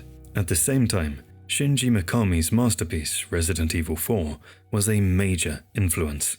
Naughty Dog wanted to capture that same sense of constant tension and high-stakes action that made RE4 a legend. They took the constant pressure from Resident Evil and mixed it with the emotional heart of Ico to create the perfect gameplay balance. It's a mix of the best parts of gaming history, refined into something entirely new. The team didn't just look at books and movies for the characters, they also used real-life disasters to build the world itself. The Last of Us is famous for its overgrown, post-apocalyptic environments. These locations are iconic because they show a beautiful yet haunting contrast between the ruined cities and the nature taking them back. To get this look right, Naughty Dog looked at several real-world inspirations. Specifically, for the flooded areas of Pittsburgh, the developers studied photos taken by Robert Polidori. These photos showed New Orleans in the devastating aftermath of Hurricane Katrina. By looking at how real water damage and debris looked in a flooded American city, they were able to make the game's environment feel terrifyingly authentic. It wasn't just a cool level, it was a reflection of real-world history, which is why those sections feel so heavy and atmospheric. Also, the infection is based on the real cordyceps fungus that attacks ants, but Naughty Dog originally planned to take this concept much further. In the final game, the fungus only affects humans. However, early on, it was supposed to infect animals too. There's actually official concept art that shows Joel and Ellie running from a massive infected elephant. The developers also experimented with bald-fanged beasts that had stringy fungus growing out of their spines, making them look more like aliens than zombies. They eventually cut all of this to keep the story more grounded and emotional. They realized that the more monster-like the enemies became, the less human and relatable the story felt. This desire for realism is why the outbreak feels so disturbingly possible.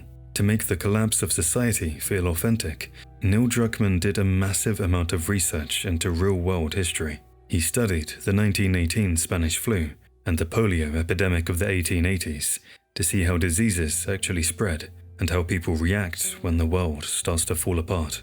He didn't just want to make a zombie game, he wanted to show the impact of an epidemic on a large scale.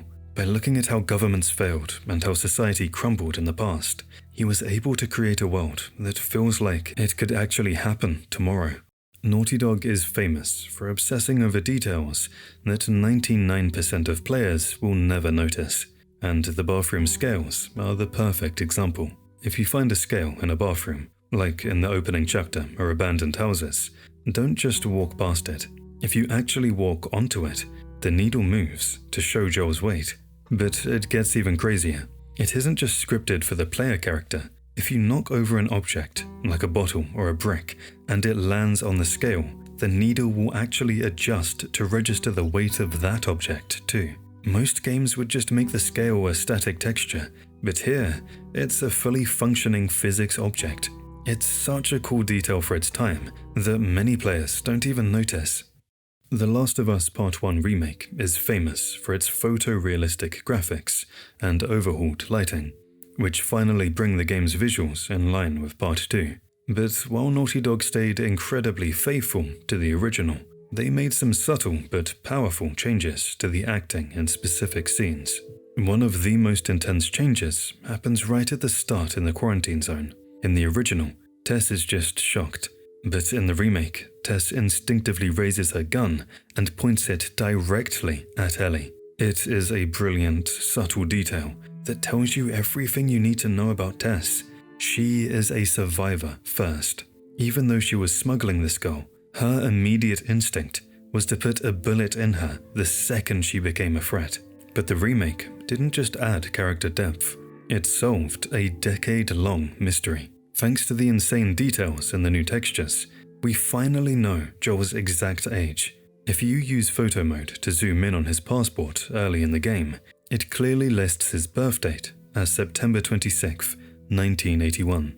This officially confirms that Joel was 32 years old when the world ended, and 52 years old during his journey with Ellie. So, the remake didn't just make Joel look older, it canonically defined exactly how old he is.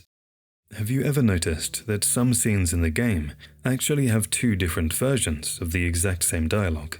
It depends entirely on how you play. For example, in the section where Joel and Ellie search for Bill, there's a moment where you have to boost Ellie over a fence.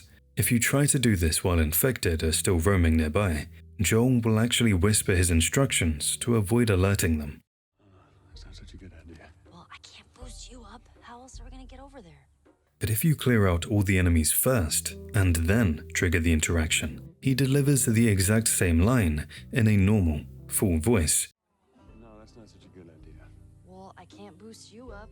How else are we gonna open it?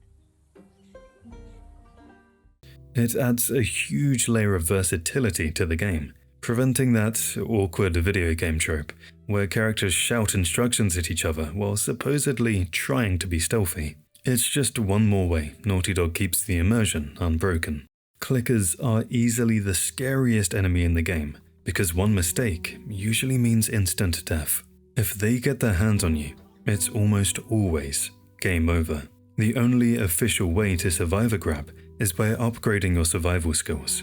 You have to spend supplements to unlock the Shiv Master ability. This specific skill allows you to stab the clicker in the neck to break free, but it comes at a cost. It instantly destroys one of your precious shivs. But here's a pro tip that saves your shivs and your life. You can actually use human enemies as clicker shields. It's really helpful in tense situations where you're outnumbered. If you are in an encounter with both humans and infected, like in the subway tunnels, try grabbing a human enemy as a hostage. If a clicker rushes you while you're holding someone, the game's AI will prioritize the hostage instead of you. The clicker will snatch the enemy from your arms and tear them apart, giving you an instant kill without wasting a single resource. Safes in the game give you really important upgrades and supplies that can mean the difference between life and death. But let's be honest, it was always kind of annoying to have to scour every corner of the level just to find the specific note of the combination. Well, it turns out the remake lets you bypass the scavenger hunt and go full Hollywood burglar. You see, Naughty Dog brought over a mechanic from Part 2, where the safe locking mechanism is fully simulated. If you wear headphones and turn the volume up, you don't need to read a single word, just spin the dial slowly. You'll hear a distinct, heavier mechanical clunk exactly when the dial hits the correct number. It allows you to crack every single safe in the game just by listening, making you feel less like a scavenger and more like a master thief. Some of the game's smartest details are actually happening right in the palms of your hands. Next time you play, take a look at your controller. It's actually a living health bar. If you're on PS4 or PS5, the light bar physically syncs with Joel's condition. It glows a calm green when you're fine, shifts to orange when you take a hit, and flashes a warning red when you're one hit away from death. But on the PS5 remake, the controller stops being a plastic brick and starts mimicking the world. You can literally feel the gentle patter of rainfall through the haptic vibrations, but the detail goes even deeper. When you fire a shotgun, the kickback feels heavy and violent in your hands compared to the light pop of a pistol. The adaptive triggers physically tighten to simulate the heavy tension of a bowstring, making your finger fight the resistance just like Joel does. They even mapped the dialogue to the haptics, so when Joel speaks, you can feel the resonance of his voice in the controller, while the built-in speaker handles the sharp click of your flashlight. But here's the craziest part. The vibration is so precise, it's basically a speaker. I actually found this out by accident. I had my TV muted and my headphones turned down, and suddenly I heard a faint voice. I put the controller up to my ear, and I could clearly hear Joel yelling, "It's over, Tess," coming purely from the vibration motors. If you turn on the speech vibration setting and mute your TV, you can actually hear every line of dialogue just by holding the controller to your ear. That is an insane level of engineering. This hands-on immersion is best shown through the flashlight shake mechanic. If you play with a controller, you probably do this instinctively, but it's a dedicated survival feature. When Joel's flashlight starts flickering, the light beam actually dims and turns yellow. To fix it, you have to physically shake the controller to recharge the battery. It's a mechanic taken from cheap wind-up flashlights used in real survival situations, making you feel the same frustration and urgency Joel feels when his only light source starts to fail in a dark, clicker-infested hallway. While the game implies Bill is gay through his relationship with Frank, there's a hilarious, specific detail that confirms it before you even find the body. During the car ride to Pittsburgh, Ellie discovers a magazine in the back seat. She asks why the pages are stuck together, and then looks at the centerfold and shouts, "Whoa, how the hell does he walk around with that thing?" It's a funny moment, but it's also the confirmation. If you look closely at the texture of the magazine in the game's files, it is explicitly a male adult magazine, confirming Bill's preferences without a single line of serious exposition. It was a subtle detail in 2013, but the HBO show eventually took this backstory and expanded it into a dedicated episode that confirmed everything the game had been hinting at for a decade. The combat AI in The Last of Us isn't just about flanking. It actually has a self-preservation instinct that most players completely miss. If you systematically wipe out a hunter's entire squad and corner the last remaining survivor, the dynamic completely changes. Instead of charging at you, if you aim your weapon at him, he'll realize he's outmatched. He'll stop fighting, throw his hands up, and physically drop to his knees to beg for his life. You'll hear genuine panic in their voice lines, pleading things like, "Take it easy, man. Look, I don't want to die." Or, "We can work something out." He begs you to leave him. It creates this incredibly tense, moral standoff where you feel like a monster for holding a gun to a defenseless man, although it's all an act. The game doesn't actually have a non-lethal spare mechanic. If you lower your gun, turn your back, or just hesitate for too long, their fear instantly vanishes. They will pull a hidden weapon and try to kill you the second your guard is down. It's a brutal reminder that in this world, mercy usually gets you killed. The game can be played stealthily or guns blazing, but if you choose to get up close and personal, the combat system actually changes based on your surroundings. If you're fighting an enemy near a wall, a desk, or a counter, Joel won't just punch them. He'll grab their head and smash it into the environment. There are over a dozen distinct animations just for wall kills alone that many players never see because they fight in the open. But it goes beyond just walls. If you're fighting near a waist-high desk, Joel will slam the enemy's face into the corner of the table. If you're near a car, he might use the hood to finish them off. These animations are completely unique and only trigger if you're inches away from the object, making Joel feel less like a generic action hero and more like a desperate survivor, using the world itself as a weapon.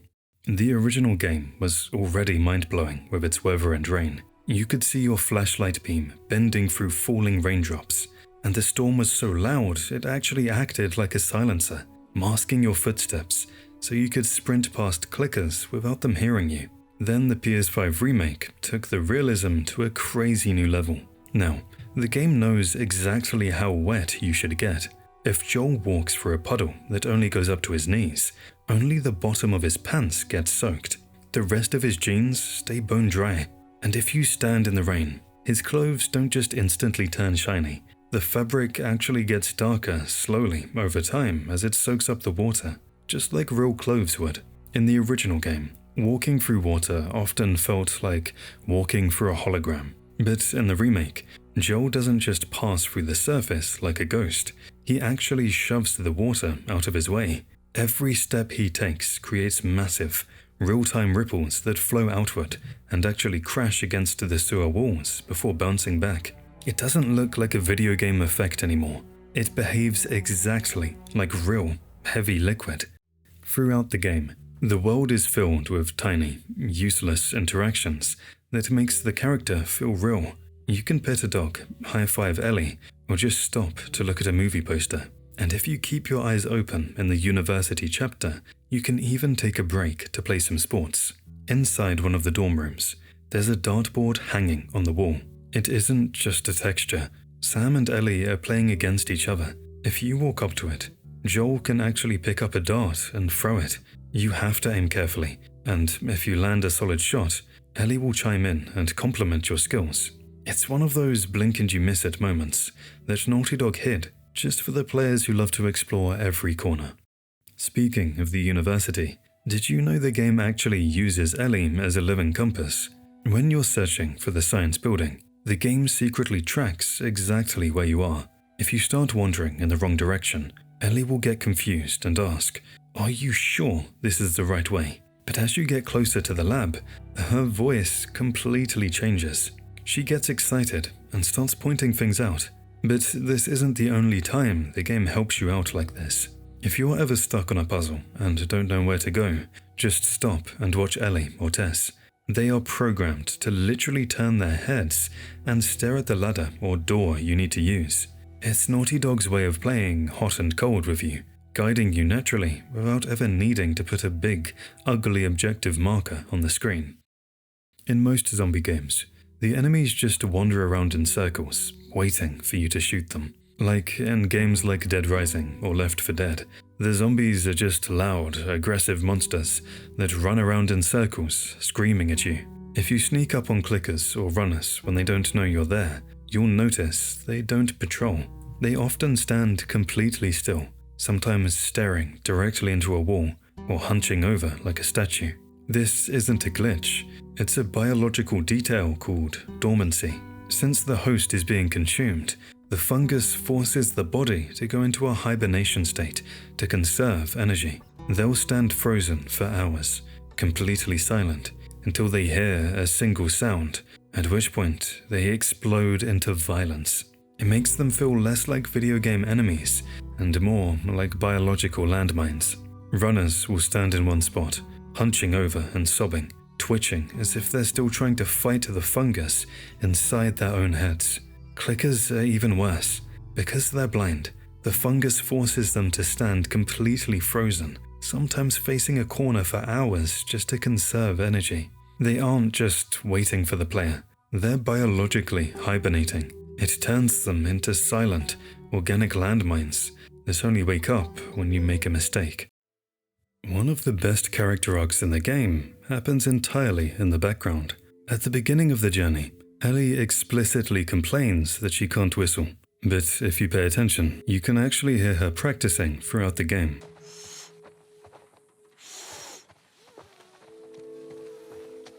Are you alright? I'm trying to learn how to whistle. By the time you reach the spring chapter months later, if you stand idle, she'll successfully whistle a full tune, showing she has finally mastered it. It's an amazing detail, but it is kind of funny that in a whole year of traveling, she managed to teach herself how to whistle, but she still never learned how to swim. I'm whistling! Oh, good. Something else you can drive me crazy with. When I first started playing, I honestly found it difficult to choose between a brick and a bottle. I would just pick up whatever was closest because they seemed to do the exact same job. But it turns out they're actually opposites. The brick is a weapon. It's solid and doesn't break immediately. If you have a brick equipped, you can actually rush a clicker and beat it to death with a brutal, free-hit combo. It's the only way to melee kill a clicker without using a shiv. The bottle is for stealth. It shatters instantly on impact, creating a much louder, sharper sound than the brick. It is designed to lure enemies away or create an opening. You can see this perfectly during the boss fight with David. Since Ellie can't overpower him physically, you have to use bottles to stun or distract him, allowing you to sneak up behind him for the kill. The game forces you to use the item for strategy rather than brute force. One of the most subtle but touching details in The Last of Us is Ellie's eye rub animation. If you stand perfectly still and don't touch the controller, you'll eventually see Ellie lift her hand and rub her eyes. This isn't just a random movement. Naughty Dog added it to show that she's tired. Unlike Joel, who's a hardened adult, Ellie is a 14-year-old kid, surviving on very little sleep and constant stress. Her idle animations show how worn out she really is, reminding you that even though she is tough, she's still just a child, pushing herself to the limit. This attention to realistic detail extends to how she reacts to you, the player. A great example of this is her flashlight reaction. If you turn on your flashlight and shine it directly into Ellie's face, she doesn't just stare blankly like a standard game character. She then raises her hand to cover her eyes from the flashlight. It's a small interaction, but it helps make Ellie feel like a real person who's actually right there with you. The realism extends to more than just her movements. It's in her actions as well. Ellie is arguably the most sarcastic character in gaming history. She has zero filter, and the game actually has hidden dialogue that only triggers if you annoy her. If you just stand there and do nothing for too long, she'll actually start making fun of you for being boring. And if you start shooting your gun at nothing like a maniac, she'll literally roast you for wasting ammo. It's Naughty Dog's way of reminding you that she's constantly judging how you play. In the downtown area of the game, players discovered a massive Easter egg hidden in plain sight. On one of the crumbling skyscrapers in the distance, you can clearly see the letters ND written in the building's architecture and broken windows, a direct nod to the developers, Naughty Dog, literally leaving their mark on the world.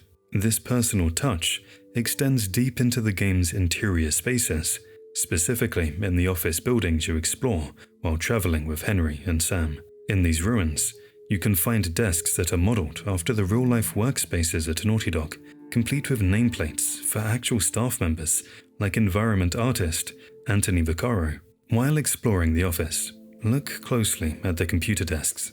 You can also find blue mousepads featuring the Naughty Dog logo. In the same room where we find another Naughty Dog mousepad, there are a lot of posters of fictional movies in the Last of Us universe, many of which are direct inspirations from classics such as Hair Trigger, a nod to the Transporter, The Lost Kingdom, a riff on Indiana Jones, and The Season of Vengeance, a stylized parody of The Last Samurai. As you continue through the urban decay, you might even spot a Wan Pi Gu Chinese restaurant sign. If you translate the characters, they literally mean Naughty Dog, a restaurant further embedding the studio's identity into the very fabric of the city. Even the smallest character details carry this signature. If you use the game's photo mode to zoom in on Joel's shirt, you can see that the tiny buttons are individually textured with the words Naughty Button. Also, playing as Ellie, we come across a shop named Faithful Dog Pet Store, which is obviously a reference to Naughty Dog. Beyond the office and Joel's shirt button, the world is filled with signs and logos that reference the studio's history, such as Otsul Automobile, a nod to the Jak and Daxter series. In the remake, the team even took it a step further by hiding photos of their real-life pets on the walls of the abandoned houses, turning the environment into a personal tribute to the developers. It shows that even in such a dark story, the creators found ways to bridge the gap between their reality and the post-apocalyptic world they spent years building. One of the most intimate ways Naughty Dog builds Ellie's character is through her diary, a personal journal she carries throughout the journey. While players often use it to see her sketches of Joel or the places they visited, the entries become increasingly somber as they approach the end of their trip. By the time they reach the Salt Lake City chapter, the writing takes a heartbreaking turn, serving as a window into her deteriorating mental state. In these final entries, Ellie stops writing about the adventure and starts focusing on the weight of her immunity. She writes about the people they've lost, Riley, Tess, Sam, and Henry, and expresses a deep sense of survivor's guilt. The diary reveals that she wasn't just hoping for a cure, she was mentally and emotionally preparing herself to die for it. She writes about how she wants her life to mean something, showing that she never expected to walk out of that hospital alive. The most tragic part of this detail is that Joel never reads these entries. While he thinks he is saving her from the Fireflies, the diary proves that Ellie had already made peace with the sacrifice. It adds a whole new layer of tragedy to the game's ending. Joel gave her a future she never planned for, but in doing so, he left her to carry the burden of a life she felt she didn't deserve. In the final moments of the game, as Joel and Ellie hike back toward Jackson, there's a set of hidden optional dialogues that many players miss. These conversations occur right before the final cutscene and reveal just how much Joel is struggling to maintain the weight of his lie. As they walk, Joel tries to bridge the awkward silence by talking about Sarah again, comparing her and Ellie by saying they would have been great friends. This isn't just a casual remark, it's a desperate attempt to solidify his new bond with Ellie and justify why he chose her life over the rest of the world. He's essentially trying to convince himself and her that they are exactly where they're supposed to be. When Ellie remains distant and quiet, Joel's tone becomes increasingly defensive. He continues to push the narrative that the Fireflies had plenty of other people like her, and that they had given up on finding a cure. These lines are crucial because they show the cracks in Joel's facade. He is no longer the cold survivor from the start of the game, but a terrified father figure who will say anything to protect the second chance he's been given. It highlights the tragic irony of their relationship. Joel has finally found something to live for, but it's built on a foundation of dishonesty that Ellie can already sense. In a world as brutal as The Last of Us, every single bullet and resource can mean the difference between life and death, making resource management the core of the experience. This desperation is perfectly captured by the shiv doors scattered throughout the game, heavily reinforced doors that Joel can only open by using a shiv to pry the lock. However, this comes with a steep price. The shiv breaks immediately upon use. Since shivs are expensive to craft, and are often your only way to stealth kill a clicker or survive a grab, you are forced to make a tactical choice between saving a weapon or gambling it for the loot hidden behind the door. Usually, the risk pays off, as these rooms are treasure troves filled with higher-tier ammo, crafting pots, and rare training manuals that permanently upgrade Joel's skills. Beyond the supplies, these rooms often contain the most tragic examples of environmental storytelling, housing notes from survivors who used the space as their final sanctuary. There are exactly 13 shiv doors in the game, and for the completionists who manage to find and open every single one, the game rewards them with the Master of Unlocking trophy. This is a direct, playful reference to the original 1996 Resident Evil, specifically the infamous scene where Barry Burton hands a lockpick to Jill Valentine and tells her, "You, the Master of Unlocking, take this." It's a fitting tribute, as The Last of Us serves as a modern evolution of the very zombie horror genre that Resident Evil helped define decades earlier. This master title has since become a recurring Easter egg across the industry, appearing in other titles like The Evil Within, as a way to honor the campy, legendary dialogue of the classic PlayStation era. While exploring the quiet neighborhood in the woods section with Bill, you might stumble upon a house that feels oddly familiar if you're a fan of survival horror. It turns out that this building is a secret shout-out to another legendary game, Telltale's The Walking Dead. Now, I think that The Walking Dead might be one of the best stories ever put in a game. Without The Walking Dead, we wouldn't have gotten games like The Last of Us. If we pay close attention, players can notice that the interior is almost an exact copy of Clementine's house from the very first episode of that series, featuring a kitchen and back porch that look like they were pulled straight from Lee and Clementine's world.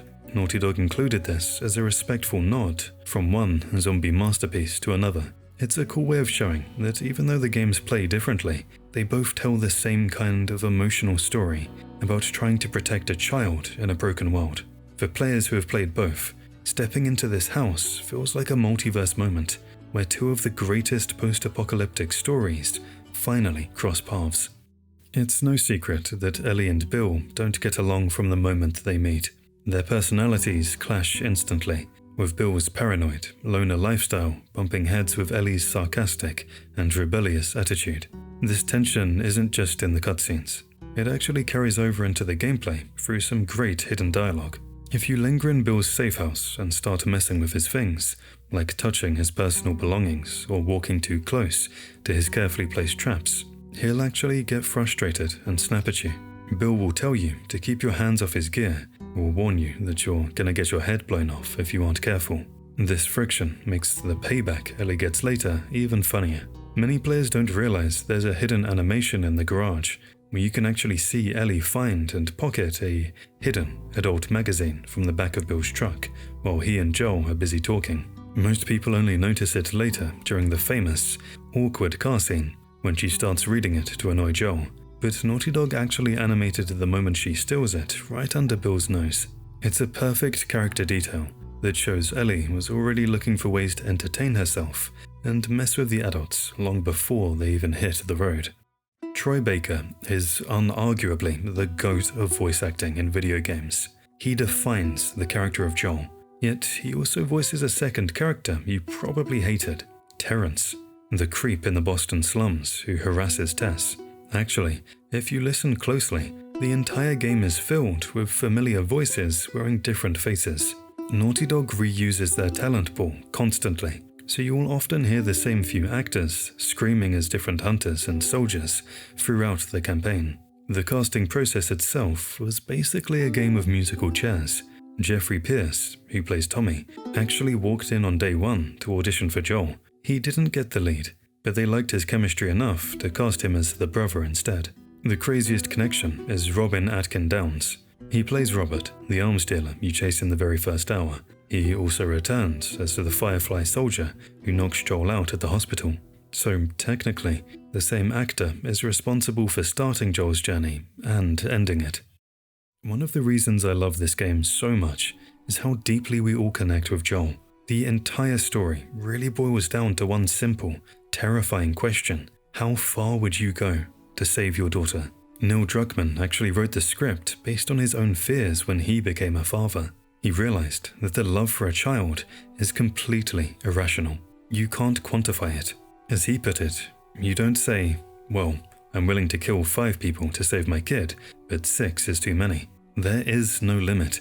In a recent interview with IGN, he finally gave his opinion on whether Joel's decisions were right or wrong. He stated that, I believe Joel was right. If I were in Joel's position, I hope I would be able to do what he did to save my daughter. Craig Mazin, who has been partnered with Druckmann for the last few years working on HBO's The Last of Us, chimed in. That's so interesting, because I think that if I were in Joel's position, I probably would have done what he did, but I'd like to think that I wouldn't. That's the interesting push and pull of the morality of it, and that's why the ending of the first game is so provocative and so wonderful. It just doesn't let you off the hook as a player. Capturing that level of moral complexity is incredibly difficult, and honestly, trying to find a title that represented it was a nightmare for the developers. Naming a video game is surprisingly agonizing. As game director Bruce Straley admitted, picking names sucks. You're saying this is meaningful and you're going to go with this for eternity. So, how did they actually land on The Last of Us? According to Bruce, it was a massive, messy process. He explained, we literally had a Word doc open, and I created 50 names. Neil created 50 names. We polled the company, so we got another 50 names, and Sony even contributed a bunch. We opened it up because nobody knows where a good idea is going to come from. But in the end, the winner came from Neil. Straley recalled, I think the name was originally on Neil's list. We whittled the list down, and both he and I independently picked The Last of Us. It was the perfect choice because of its double meaning. It can refer to the last survivors of humanity, or more intimately, it refers to Joel and Ellie, the last people on Earth who truly matter to each other. It wasn't just a name, it was the entire point of the story. Here's also an interesting detail they provided during an interview about how those early ideas shaped the game.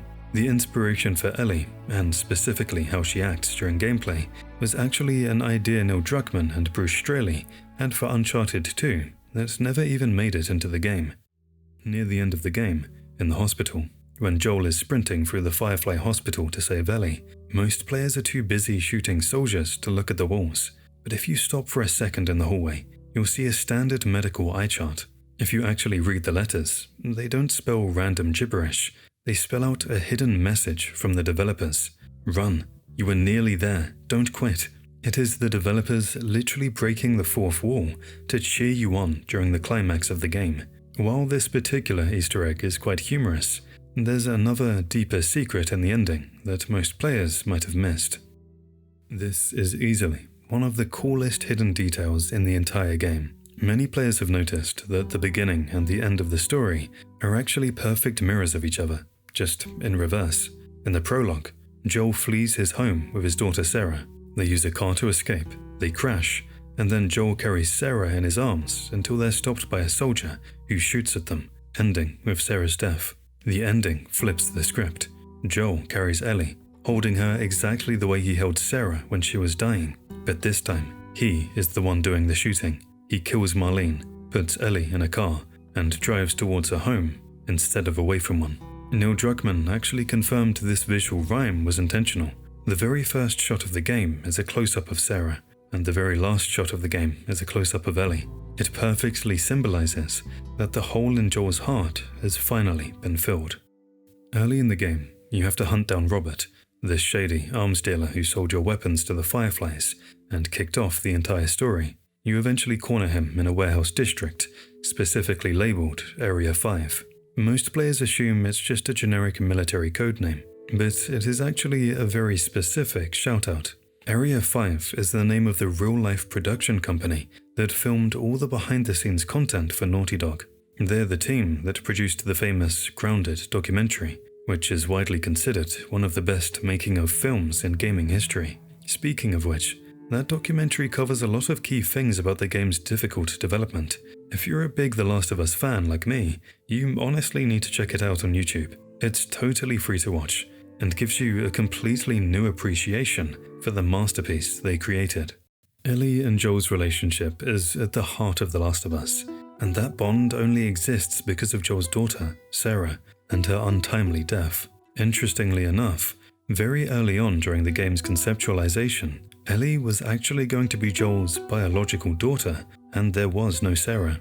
The team eventually felt that their ambitions for the narrative and character development were being restricted by this blood relation, so they decided to change things up. Naughty Dog realized that if Joel was already her father, he would have to protect her. There would be no choice involved. By making them strangers, they forced Joel to go through a grueling emotional journey, from viewing Ellie as just cargo to eventually viewing her as his own child. This was a massive turning point for the script. If they had kept Ellie as his daughter, it would have robbed the story of its most powerful theme, that family isn't just who you're born with, it's who you choose to die for. The fact that they're two broken strangers who choose to become a family is exactly what makes their journey a masterpiece. In my opinion, this is a particular change that made The Last of Us separate from all other games. We just discussed how the music was made using plumbing pipes and out-of-tune guitars, but that obsession with sound didn't stop there. In the gaming world, most developers take a bit of a shortcut. They reuse sound effects from their older games to save time and money. Think about it. A footstep is just a footstep, right? Why record a new one when you already have thousands on your computer? But for The Last of Us, Naughty Dog refused to take the easy way out. The game's audio lead, Philip Kovacs, was incredibly strict about this. He insisted that every single sound effect in the game had to be created from scratch. They didn't reuse a single file from the Uncharted games or anything else they had made before. Every rustle of grass, every bone-crunching punch, and every terrifying click from the infected was recorded specifically for this game. They wanted the world to feel completely real and unique. You aren't hearing recycled sounds from an old action game. You're hearing the gritty, raw reality of Joel and Ellie's world. It's that level of detail that makes the game feel so immersive. Also, in the PS4 version of the game, they upgraded the audio effects to make the game more immersive. Did you know that Ellie was originally going to be much quieter, like 0 words, kind of quiet? They had originally conceptualized a mute character that the player would be with for a large chunk of the story. The goal was to create a deep relationship between two people without any spoken words. I don't know about you, but I honestly can't imagine a version of this game where Ellie is mute. Could you imagine Ellie not swearing at every hunter she sees, or not annoying Joel with her terrible pun books? The game would be way too quiet. In fact, the developers went in the complete opposite direction. They made Ellie the loudest, most foul-mouthed character in the entire game. Throughout the story, Ellie drops more F-bombs than any other character. If you count them up, she hits 53 to be precise. Some gamers found it hilarious, while others thought it was a bit much for a 14-year-old. It's definitely a bit shocking to realize she curses more than the hardened survivalists or the gritty hunters, but it makes total sense for her character. Ellie is a product of a fallen world. She didn't grow up in a polite society. She grew up in a brutal military quarantine zone and the dangerous wilderness. The team took that original mute companion idea and flipped it on its head. Instead of making Ellie a silent partner, they gave her a loud personality that really fleshes out her character in every way possible. Instead, they kept the focus on building a bond through gameplay, making sure she felt like a real, fiery person by your side, rather than just a quiet, computer-controlled sidekick. This bond wasn't just built in cutscenes though. It happened while you were simply walking around. During gameplay, Joel and Ellie talk to each other constantly as they move throughout the world.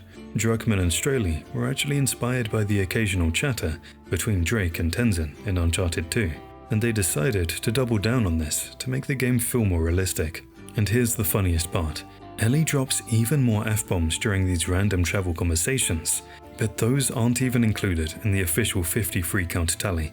If you count the gameplay dialogue, that number is way higher. Go Ellie. We all love Ellie, but she wouldn't be the icon she is without Ashley Johnson. While the writers gave Ellie her lines, it was Ashley who truly gave her a soul. It's actually her humor that made us feel like we were protecting a real person, not just a bunch of pixels. The industry definitely noticed her incredible work too. Ashley Johnson actually won 2 BAFTA awards for her role as Ellie. She took home the Best Performer award for both the original The Last of Us and the Left Behind DLC. It's rare for an actor to win back-to-back like that, but her performance was just that powerful. Troy Baker also won many awards for his groundbreaking performance. Troy won Best Voice Actor at the 2013 Spike VGX Awards, which was the show that eventually became the Game Awards. He took home the top honors that night, specifically for his work as Joel. He also won the Outstanding Lead Performance in a Drama at the NAVGTR Awards, where the judges praised the incredible emotional depth he brought to the character. Even when he didn't win the trophy, he was always at the top of the list. He was a top nominee for Best Voice Acting at the DICE Awards, and was nominated for Best Performer at the BAFTAs. In fact, Troy actually holds the world record for the most acting nominations in BAFTA history. Even though his co-star Ashley took the win for the first game, Troy's consistent nominations show just how much he transformed the industry. Together, these two didn't just play characters, they set a new standard for what acting in a video game could actually be. Did you know that you can actually beat huge parts of The Last of Us without firing a single bullet? Through years of trial and error, die-hard fans discovered a secret trick for the greatest difficulties. You don't always have to stay and fight. Unlike games like Dark Souls, The Last of Us doesn't have a stamina bar. This means Joel can sprint forever without getting tired. In Survivor and Grounded modes, where ammo is almost impossible to find and enemies are incredibly smart, running is often the best strategy. Many players have found success by simply sprinting past an entire combat zone to reach the next door or cutscene. If things get too intense, you can just run, hide, and reset the encounter. Of course, there are some moments where the game forces you to make a stand and fight your way out. But for most of the journey, the ultimate survival tactic is a mix of 3 things: run, hide, and fight. It turns out that sometimes the bravest thing you can do in the apocalypse is just get out of there as fast as you can. The Last of Us is famous for having some of the most lifelike characters ever seen in a game. But that wasn't just clever computer programming. To make the world feel truly human, Naughty Dog used motion capture technology for almost all the movements and cutscenes. This means that when you see Joel stumble or Ellie shrug, you're actually watching the real, physical movements of the actors recorded in a studio. Instead of just sitting in a quiet booth and reading lines as they do for cartoons, the actors were on a stage, wearing tight suits covered in little sensors. They performed every hug, every shove, and every emotional breakdown together in the same room. This allowed the game to capture the tiny, natural ways humans move that a computer just can't fake on its own. While the technology back then couldn't perfectly track every single tiny facial muscle, it allowed the animators to get incredibly close to real human emotions. It allowed us to see the sadness in their eyes or the way their bodies tensed up during a scary moment. By the time the second game came around, the technology had gotten even better, making those performances look almost like a live-action movie. It's the reason we feel so connected to them. We aren't just watching a game, we're watching a captured performance of a real human being. It's that extra layer of life that makes every interaction feel so heavy and real. There are tons of weapons in The Last of Us, but most people don't realize they're actually leaving half the power of those guns behind. To unlock the full potential of your weapons, you have to find 5 hidden toolboxes scattered across the game. The kicker: these are incredibly easy to miss, and if you walk past one, you might never get the chance to max out your favorite gear. To make sure you're fully prepared for the final fight, you have to be a bit of a detective. You'll want to keep your eyes peeled in these 5 specific spots. First, check under the church in Bill's town. After Bill gives you the nail bomb, look in the basement room right next to his gear. It's sitting on a metal shelf. Next, when you reach Pittsburgh, Look in the very first garage you enter after the big hunter's ambush. It's right there on a workbench next to a smoke bomb. As you head into the sewer tunnels in the suburbs, don't just rush through. After you help Ellie across the water using the wooden pallet, look for a small room on the left before you reach the gate. The third toolbox is hidden inside. You also can't forget the science building at the university. In the long hallway on the second floor, you'll find a door that requires a shiv to open. It's worth the price though, because the fourth toolbox is waiting for you inside. Finally, the last one is tucked away in the triage tents at the bus depot. Right past the medical area where the giraffes are, look for the large white tent in the back. The final toolbox is sitting right there. Grabbing these doesn't just make your guns better, it changes the way you play. Whether it's a faster reload or a bigger clip, these toolboxes are the difference between being a victim and being a survivor. If you want to achieve that max potential and see everything the game has to offer, don't just run for the exit. Stop and look for the tools. If you think you've mastered the game, you have to try permadeath mode. But it's not as scary as it sounds. Permadeath can sound like a challenge that is just too much to bear. Imagine playing for 10 hours, making one tiny mistake and losing everything. However, there are actually some great ways to make this run doable for normal players. In The Last of Us Part 1, the developers knew that losing days of progress would be a nightmare. So they allowed you to choose exactly how permanent your death really is. Instead of just one setting, you can choose the nature of your permadeath run. If you die, you can set the game to send you all the way back to the very beginning of the game, back to the start of the current act, or just back to the start of the current chapter. That final option, the chapter setting, is a lifesaver. It's perfect for players who want the high stakes of knowing they can't just restart a checkpoint, but who find the idea of losing more than an hour of playtime unbearable. It turns the game into a tense, tactical experience where every move matters, without making you want to throw your controller through the window.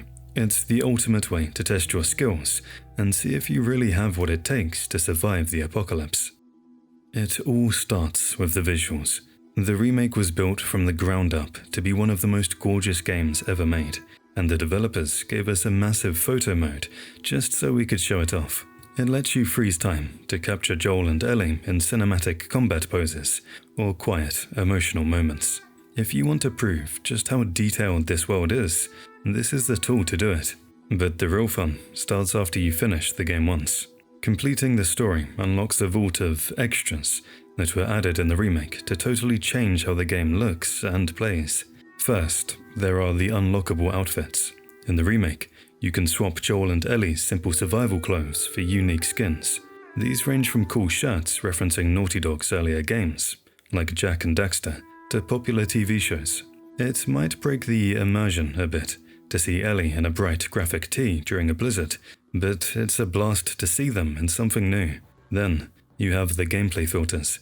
When you first play the game, you can only use filters like black and white or sepia in photo mode. But after you win, you can turn these filters on for the entire game. You can play the whole adventure in a gritty noir style, or even a vibrant, cel-shaded look that makes it feel like a comic book. Finally, for the ultimate challenge, the remake brought in Mirror World. This mode is exactly what it sounds like. It flips the entire world horizontally. Everything that was on the left is now on the right. It sounds simple, but it is incredibly disorienting. Your character even appears on the right side of the screen instead of the left. It forces your brain to relearn the maps and the combat layouts all over again. Between the outfits, the filters, and the flipped perspective, Naughty Dog used the remake to make sure that this masterful adventure stays fresh and engaging long after you've seen the ending. Did you know that the very first DLC for this mode actually took us back to some of the most hauntingly empty locations from the story? It was called the Abandoned Territories pack, and it included 4 separate maps that had been left completely desolate after the outbreak: the bookstore, the suburbs, the bus depot, and the hometown. Each area was designed with a totally unique layout to challenge players in different ways, all without the constant fear of a clicker or a bloater sneaking up on you. Instead, the danger was the other players. The maps ranged from the tight, claustrophobic corners of the bookstore, perfect for a shiv and smoke bomb, to the sprawling, open streets of the suburbs, and the bus depot that required a steady hand and long-range sniping skills. It allowed players to slow down and really appreciate the environmental storytelling of these iconic locations while locked in a high-stakes battle for survival. Even though the infected weren't there, the tension of the abandoned territories was just as thick as any level in the main game. If you thought those maps were a challenge, the final DLC took things to a whole new level of brutal. This pack was called Reclaimed Territories, and it didn't just add new places to play, it introduced the infamous Grounded mode to the single-player story. This is widely known as the hardest possible way to play the game. It turns the enemy AI into ruthless hunters and strips away almost all your ammo and resources. It's the ultimate test of survival, where every single brick and bottle becomes a treasure. On top of that, the DLC added 4 extra maps for multiplayer that were designed to be even tougher. These maps blended indoor and outdoor combat perfectly, but they also tightened the areas where you could hide, meaning you were constantly looking over your shoulder.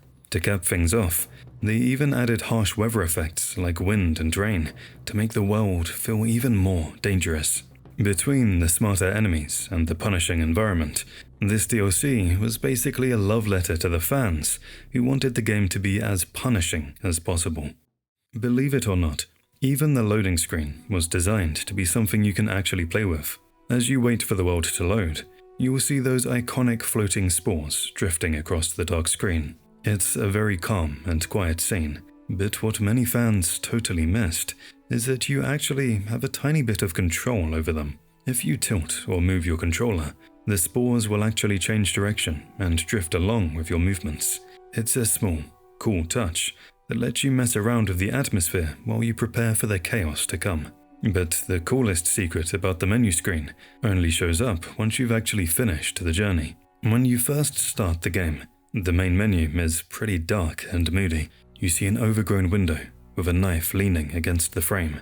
It feels cold, lonely, and a bit scary. However, once you beat the game, that screen changes forever. The next time you reach the menu, the lighting is totally different. Instead of that cold blue tint, the room is filled with a warm, golden sunlight. Ellie's switchblade is still there, but the whole vibe feels peaceful and hopeful.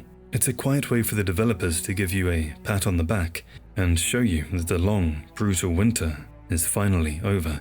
It's the perfect cherry on top of one of the best games ever made. Even in a world this brutal, the developers still found a way to hide a hilarious tribute to one of the most famous workplaces in TV history. If you're a fan of The Office, you might have done a double take during the Financial District segment in Pittsburgh. In the Part 1 remake, Naughty Dog added a massive Easter egg that feels completely out of place in the apocalypse. When you're in the sniper nest on the second floor of a building in the back right-hand corner of the area, you can hop through a window and find yourself in a room that looks suspiciously familiar. It's an almost identical recreation of the Dunder Mifflin offices from the hit sitcom The Office. Everything from the layout of the desks to the placement of the reception area is a match for the US version of the show. It's a surreal moment. One second, you're fighting for your life against desperate hunters, and the next, you're standing right where Michael Scott and Dwight Schrute would have been. It's a great reminder that even in a world full of clickers, the developers at Naughty Dog still have a great sense of humor. We just talked about the developers hiding references to The Office, but Naughty Dog also slipped in a very clever meta-reference to the game itself, using some clever corporate branding. While you're exploring the dangerous streets of Pittsburgh, keep an eye out for a poster about employee rights. You can find it near the mob attack note during that chapter. On the surface, it just looks like a normal piece of background detail to make the world feel lived in. But if you look at the fine print, the poster is actually issued by a fictional company called Jack, a subtle nod to Naughty Dog's Jak and Daxter series.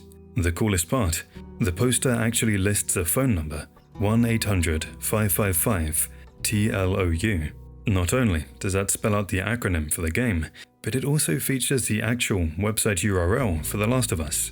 It's a fun little fourth wall break that rewards players who take the time to read the posters on the walls instead of just running from the hunters.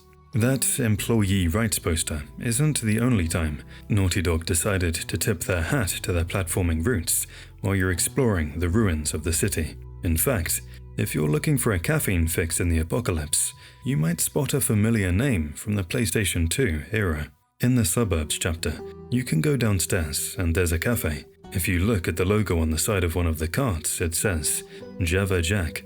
This is a clear-cut reference to the Jak and Daxter franchise, with the specific spelling of Jack acting as a direct nod to the iconic hero. It's a fun little reminder that even though the world ended in 2013, the legacy of Naughty Dog's earlier hits is still scattered throughout the streets of Boston and Pittsburgh. Whether it's posters or coffee stands, the developers love leaving these breadcrumbs for longtime fans to find. We've talked about the giraffes and their deeper meaning earlier in the video, but Naughty Dog actually hid a major hint about that emotional moment right at the very start of the game. If you look closely during the Quarantine Zone chapter, you'll find a secret bit of foreshadowing that most players walk right past. Just before you have your first big firefight with Robert's men, don't follow the main path immediately. If you head off to the left, you'll find a young girl petting a toy giraffe. It's a direct reference to the legendary moment that happens much later in Salt Lake City, where Ellie finally gets to see a real one. But the game doesn't stop there. Once you start looking for them, you'll realize giraffes are everywhere. It's like the developers were subconsciously preparing us for that beautiful, peaceful moment from the very beginning, planting little reminders of innocence in a world that has lost almost all of it. But Naughty Dog didn't just stop at Jak and Daxter. They also brought in some heavy hitters from the Uncharted universe. If you've read the prequel comic, The Last of Us: American Dreams, or explored the abandoned mall in the Boston Quarantine Zone, you've likely seen Raj's Arcade. While it looks like just another dusty shop in a dead mall, the name is actually a huge shout-out to the Uncharted franchise. The name Raja is a direct reference to Eddie Raja and his sister, Rika Raja, two fan-favorite characters from the first Uncharted game and its motion comic. It's a cool way to show that even though the worlds of Nathan Drake and Joel Miller are very different, they both share the same Naughty Dog DNA. Seeing that arcade sign is like a secret handshake between the developers and the players who have been there since the very beginning. If you roam around the arcade during the Left Behind chapter, you can find quite a few references to Naughty Dog's older titles, most notably a Jak X Combat Racing arcade cabinet. It's a nostalgic touch that suggests Naughty Dog's past hits were popular arcade staples before the world ended. You can even interact with it to trigger a beautiful sequence where Riley describes the game to Ellie, allowing her to play it through her imagination since the machine has no power. Also, in the Left Behind DLC, you can see Ellie's shirt, which she wears throughout the journey with Joel. It serves as a subtle reminder of what is to come in Ellie's life. When Joel first finds out that Ellie is immune, he gives her some fatherly advice. Keep your mouth shut and don't tell anyone about your condition, because people will either think you're crazy or try to kill you. Surprisingly, the usually rebellious Ellie actually listens to him. You can see this play out perfectly in Bill's town. When a paranoid Bill holds them at hatchet point and barks, "Is either of you bit?" Ellie doesn't miss a beat. Despite having a literal bite mark on her arm that should have turned her days ago, she just coolly responds, "I'm good," while Joel probably stands there sweating bullets. It's like the ultimate fake it till you make it moment. She's technically good at being infected without the whole eating people side effect. The game developers put so much thought in connecting the game's story and gameplay that players don't even notice in first glance. After the horrific death of David, which leaves Ellie totally traumatized in the story, we can also see bits of it through the game and how much Ellie has changed since that first event. Like how Ellie at first doesn't speak much and is always stuck in her imaginations. Another great example of this story plot point is that as the spring season begins, Joel and Ellie are walking on the highway. If players choose to stay behind Ellie for a moment, she'll look back at Joel eventually, as if she's concerned for Joel and is actually looking after him. While playing as Ellie during the lakeside resort during the winter chapter, if you open her backpack and check her inventory, you'll find a book titled To Get to the Other Side. At first glance, the cover art looks like a simple joke. It features a cartoon chicken referencing the classic "Why did the chicken cross the road?" riddle. However, the author listed on the cover is Catherine McCormack, which is a clever anagram and tribute to the author Cormac McCarthy. This is a deep acknowledgement of the game's roots. Cormac McCarthy wrote the prize-winning novel The Road, which tells the story of a father and son traveling across a grey, post-apocalyptic America. Naughty Dog has openly stated that The Road was the primary inspiration for the tone and relationship between Joel and Ellie. By placing this specific book in Ellie's bag, the developers essentially credited the grandfather of their story, acknowledging that without McCarthy's novel, The Last of Us might never have existed.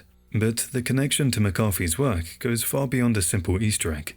It actually shapes the game's iconic finale. The abrupt, ambiguous ending of The Last of Us mirrors the narrative style of The Road, specifically its film adaptation. In both stories, after a grueling journey filled with violence and loss, the narrative doesn't end with a grand speech or a clear resolution. Instead, it ends on a quiet, uncertain note with a single word of acceptance. Just as the boy in The Road must accept a new reality to survive, Ellie's final line, a simple, resigned "okay," mirrors that same bleak acceptance of a lie in order to keep moving forward. Here, we can clearly see the reference to the novel in an artistic way.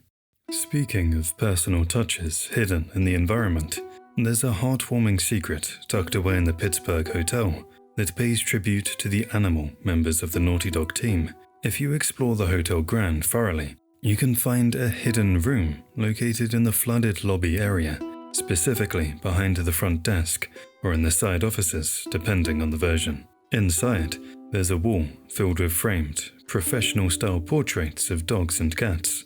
These aren't just random stock photos, they're the actual, real-life pets of the development team. It's a charming break from the game's heavy atmosphere. In a world where nature has reclaimed civilization and infected monsters roam the streets, this small shrine serves as a reminder of the unconditional love animals provide, a stark contrast to the vicious guard dogs you're forced to fight later on in the game. While many games use fictional viruses, the infection in The Last of Us is actually based on a real-life, biological phenomenon. It's caused by the cordyceps fungus, which in nature primarily targets insects like ants, hijacking their brains and controlling their movements before eventually sprouting through their bodies to spread spores. The original game is intentionally ambiguous and doesn't explain too much about the background of the infection's origin. It provides subtle clues for observant players. While playing as Sarah in the prologue, you can find a newspaper in the house titled The Texas Herald that offers the first major hint about how the world began to fall apart. The newspaper reveals that the infection likely originated in South America and spread through the food supply. Specifically, it highlights a warning from the Food and Drug Administration, FDA, about tainted shipments. The exact quotes from the newspaper reveal the alarming scale of the initial spread. FDA expands list of banned contaminated crops. Admissions to area hospitals have increased by 300% due to the mysterious infection. For years, fans debated how such a fungus could take down civilization in a single day, and the HBO series finally provided the chilling explanation. In the third episode, Joel explains that the fungus likely contaminated basic ingredients of major food brands sold globally. By getting into the worldwide supply of flour and sugar, the infection was baked into bread, cereal, and pancake mix, essentially turning the world's breakfast into a delivery system for the apocalypse. This explanation was masterfully foreshadowed in the very first episode. If you watch closely, Sarah and Joel narrowly miss being infected because they don't have any flour in their house. Sarah can't make Joel's birthday pancakes because they're out of the mix. And later, they decline eating biscuits or cookies offered by their neighbors, the same neighbors who are among the first to turn. It turns out that a simple decision to skip carbs literally saved their lives during the initial outbreak. Interestingly, when Joel makes his fateful decision to lie to Ellie at the end of the game, he tells her a very specific fabrication. Turns out, there's a whole lot more like you. He claims the Fireflies had found dozens of immune people and that the search for a cure had simply failed. While Joel invents this so that Ellie doesn't feel guilty, and also to hide the violence he committed, a hidden detail in the final level has led many players to question if he might have accidentally been closer to the truth than he realized. During the final rush through St. Mary's Hospital, if you search the operating area, you can find the surgeon's recorder. In this audio log, the head doctor mentions that, as we've seen in all past cases, the levels of fungi in the blood are too high. For years, this specific line fueled a massive fan theory that the Fireflies had experimented on other immune subjects before Ellie and failed, essentially proving that Joel's lie was actually a reality. However, a closer listen to the full recording reveals a much heavier truth. The surgeon opens by stating, "The girl's infection is like nothing I've ever seen." This contextualizes the past cases remark. He wasn't comparing Ellie to other immune people, but to regular infected patients. This confirms that Ellie was, in fact, the first and only immune person the Fireflies had ever encountered. It adds a crushing weight to the ending. Joel's story about other immune people was a complete fabrication with no basis in truth, and by saving Ellie, he really did take away the only known chance for a vaccine. When The Last of Us HBO series was first announced, many die-hard fans naturally hoped that Troy Baker and Ashley Johnson, the actors who defined the roles of Joel and Ellie in the games, would reprise their characters on screen. However, this wasn't the case. The creators sought actors whose physical profiles matched the age and look of the characters for a live-action setting, eventually casting Game of Thrones alumni Pedro Pascal and Bella Ramsey. But instead of leaving the original stars out of the project entirely, the showrunners brought them back in pivotal, full-circle roles that pay homage to their legacy. Troy Baker appears in the Winter chapter as James, the cold and pragmatic right-hand man to the villainous David. It creates a surreal, meta moment for fans to see the original Joel facing off against the new live-action Ellie in a life-or-death struggle. Even more emotional was the casting of Ashley Johnson, who appears in the final season as Anna, Ellie's mother. In a heartbreaking flashback, we see Anna fighting off an infected person while giving birth to Ellie, providing the definitive origin story for Ellie's immunity. This casting was deeply symbolic. The woman who gave life to the character of Ellie in the gaming world literally gives birth to her in the television world, serving as a beautiful passing of the torch. In addition to the original Joel and Ellie appearing in the show, the season finale features a clever meta cameo that connects back to one of the most important characters in the franchise. As the series reaches its climax, a surgeon and 2 nurses are about to operate on Ellie at the Fireflies hospital base in Salt Lake City when Joel bursts in and stops the procedure from happening. While the scene focuses on Joel's rampage, one of the masked nurses is actually played by Laura Bailey, a famous actor from the video games. This was a meaningful nod to the source material. Bailey provided multiple voices for the 2013 game, including the voice for this exact same nurse in the original hospital scene. However, most fans know Bailey as the actor who played Abby, the central and most talked about character from the sequel. By having her return as the nurse, the showrunners created a haunting link between the first season and the future of the story. The very operating room where Bailey's character stands is where the cycle of revenge begins, the same violence that her character, Abby, eventually carries out in the next part of the story. Earlier, we discussed how Ellie was the only immune person the Fireflies had ever encountered, making her the holy grail for a dying world. While that makes Joel's decision to save her feel like a blow to humanity, a hidden recording found in the final chapter at the Salt Lake City Hospital suggests that the Fireflies were far more desperate than they let on. In a hidden side office that most players sprint past during the final shootout, you can find an audio log left by Marlene. In this recording, a weary and broken Marlene admits she was starting to lose faith in the cure entirely. She speaks about the mounting losses her group has suffered and the crushing weight of having to sacrifice Ellie, the daughter of her best friend, just for a chance at a vaccine that might not even work. The discovery adds a massive layer of complexity to the game's ending. It proves that the Fireflies weren't just cold-blooded scientists, they were a dying, desperate organization led by a woman who was at her absolute breaking point. Finding this room reveals that Marlene was effectively doubling down on Ellie's surgery because she had nothing else left to live for. If the surgery failed, all the deaths she had overseen would have been for nothing. It makes the final conversation between Joel and Marlene even more tragic, as it shows two people who have both lost everything, fighting over the one thing they have left, Ellie. We all wondered how the brutal hunters originated, and The Last of Us show finally gave a sneak peek into their dark backstory for a specific new character. Appearing in Season 1, Episodes 4 and 5, Melanie Lynskey makes her debut as Kathleen. She was the sister of a man who led a rebel movement in Kansas City that successfully overthrew the Fedra military operation, which had been exploiting survivors in the QZ.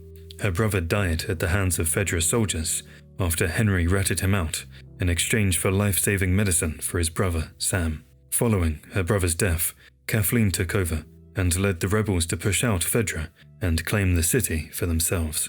In the original video game, this faction is referred to as the Hunters, and they operate primarily in Pittsburgh. Through scattered messages and notes found in the game world, players pick up breadcrumbs about how the Hunters similarly led a bloody revolt against Fedra that began over dwindling food and resources. This backstory is heavily expanded on in the show through Kathleen's leadership, showing that the Hunters didn't start out as villains. They were regular people who became monsters after being pushed to the brink by an oppressive military government. Aside from the heavy origins of factions like the Hunters, the show also finds time for quieter moments of character bonding that pay direct tribute to the source material. Appearing in Season 1, Episode 4, a key scene unfolds as Joel and Ellie are driving towards Kansas City. Ellie mentions that she got something from Bill's town, pulling out a Hank Williams cassette tape. This is a moment directly inspired by the game, where Ellie's love for old-school music helps break the ice with a grumpy Joel. In the original 2013 game, the duo listens to Williams' song, "I'll Never Get Out of This World Alive," a title that serves as a grimly ironic commentary on their situation. In the show, the scene plays out with a slightly different track by the same artist, Alone and Forsaken. While the song choice changed, Ellie's reaction remained the same. She genuinely likes the song and uses it to connect with Joel's past.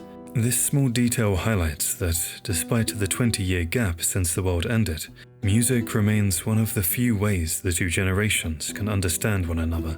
It also serves as a subtle nod to the game's original announcement trailer, which used Alone and Forsaken to set the haunting, lonely tone of the series long before it ever hit shelves. One of the most terrifying human characters in the series is David, the leader of the cannibal group in Colorado. Played by the incredibly talented Nolan North, David's manipulation and violence haunt Ellie long after their final encounter. While his impact on her mental state is obvious, there is a very specific, subtle detail in her dialogue that shows just how deep his psychological scars actually go. In the first game, David tells Ellie that he doesn't believe in luck. He goes into a chilling explanation, eventually revealing that it wasn't luck that brought them together, but rather the fact that his group was the one Joel and Ellie fought at the university. This philosophy was his way of justifying his predatory behavior and the fate of their meeting. Years later, in Part 2, this moment is shown to have stuck with Ellie in a haunting way. When Dina mentions having good luck during their journey, Ellie immediately responds with, "I don't believe in luck." It's a small, easy-to-miss callback that proves David's words left a permanent mark on her worldview. Even though she survived the encounter, she carried a piece of his dark philosophy with her into adulthood, showing that the trauma of the winter chapter never truly left her. In the Left Behind DLC, one of the most memorable moments is when Riley takes Ellie to a broken arcade cabinet called The Turning. Even though the machine has no power, Riley uses her imagination to narrate a fierce battle, requiring you to follow her cues for a series of button prompts. If you manage to hit every single prompt perfectly, without missing a single one, you unlock a secret trophy called Angel Knives. This isn't just a random name, it's a deep-cut reference to the franchise's expanded lore. The character of Angel Knives was created by artist Faith Erin Hicks, specifically for the prequel comic book miniseries, The The Last of Us: American Dreams. In the comics, Ellie is a huge fan of this fictional character, making the arcade scene a heartwarming realization of her childhood dreams. To add even more to this fact, Ellie plays a fighting game. She imagines herself as Angel Knives, a powerful warrior, and the character Ellie fights in the arcade is known as Black Fang. Much like Angel Knives, he's a recurring figure in the fictional lore of the game's world. Beyond being a nod to the comics, the sequence is layered with meta references and dark foreshadowing. The name of the game itself, The Turning, is actually a clever joke by director Neil Druckmann, who originally pitched a zombie story with that exact title years before The Last of Us was ever made. More chillingly, the title serves as a direct omen for the DLC's climax. While Ellie and Riley spend their final night playing at a game called The Turning, they're ultimately forced to face the literal turning that occurs after a bite, leading to the tragic end of their journey together. This makes the light-hearted arcade scene one of the most bittersweet moments in the series, as the girls bond over a fictional fight just moments before their real fight for survival begins. In the Left Behind DLC, one of the most heartwarming yet bittersweet moments happens when Ellie and Riley break into a Halloween store called Spooky Town. This room is a literal playground of nostalgia where you can interact with various shelves to try on different masks, each triggering a unique and often funny conversation between the two girls. It's a rare moment where the heavy weight of the apocalypse vanishes, allowing them to just be normal teenagers for a few minutes. You can try on several iconic masks, including the Wolfman. Riley surprises Ellie with this one, jokingly telling her she looks badass and making her roar, or the Triple Phoenix, a bizarre, three-headed bird mask that Riley finds adorable, though Ellie isn't quite so sure. Aside from the masks, the room features the Skella fortune-telling toy, which Ellie uses to ask questions about her future, like whether she'll ever get to play a video game or leave the quarantine zone. Personally, I think this section is genius, because it uses these silly masks to build a massive amount of emotional connection before the story takes its tragic turn. It's a beautiful reminder that even in the world of monsters, the most important thing Ellie ever had was her friendship with Riley. One of the most unique relics of the past in the franchise can be found during the photo booth sequence in the mall. In the original 2014 PS3 release of Left Behind, the game actually allowed players to link their real-life Facebook accounts. If you chose this option, the goofy photos Ellie and Riley took in the booth would be automatically uploaded and posted to your actual Facebook wall, blurring the lines between the game world and the real world. At the time the game was released, Facebook was at its peak as the dominant social media platform, and social integration was a massive trend in the gaming industry. Developers were constantly looking for ways to let players share their experiences instantly. While this feature was eventually removed in the PS4 remaster and the PS5 remake, the menu interface itself wasn't completely scrubbed. If you look closely at the screen in the photo booth during the newer versions, you can still see the legacy social media icons and layout. It remains as a digital footprint of that era, serving as a reminder of a time when connecting your gaming console to your social life was a brand new, exciting concept. In the Halloween shop, there's a mystic skull called the Skeleseer that acts as a post-apocalyptic magic 8-ball. Most players just ask one or two questions for a quick laugh and then move on to the next display. However, there's a secret interaction hidden here. If you stick around and keep asking it questions until it runs out of unique dialogue, about 8 times, you'll trigger a special conversation where Riley steps in to ask a question herself. This hidden moment is actually a requirement for the BFF's trophy, which rewards players for finding all the optional conversations in the mall. It's a great example of how the developers at Naughty Dog reward players for slowing down and fully soaking in the chemistry between the two leads. Aside from the emotional character beats, the game features some incredible technical details during the more playful moments, specifically during the water gunfight with Riley. In this sequence, the game uses a highly advanced, unique soak system to track every hit.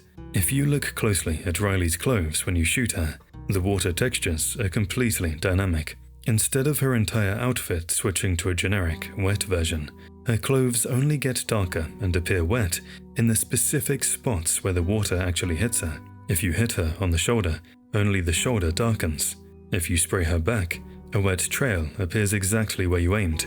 This level of precision shows the incredible amount of care Naughty Dog put into even the smallest interactions, making the world feel reactive and grounded, even during a simple game of tag. In the main game, finding Firefly pendants often feels like a grim treasure hunt, as you usually find them glinting in the sunlight while hanging from trees, or tucked away on the bodies of those who didn't make it. These small pieces of jewelry serve as silent headstones for fallen rebels, but the Left Behind DLC offers a much more personal look at one. If you look closely at Riley throughout the DLC, she's wearing a Firefly pendant of her own. While these are simply collectibles for Joel in the main story, Riley's is special. It's the only one in the entire franchise that you see a character actively wearing and interacting with during the narrative. Instead of being a static item found on a corpse or a branch, the pendant is a living symbol of Riley's hope and her new identity. Even a decade after its release, The Last of Us is still yielding secrets that have remained hidden in plain sight.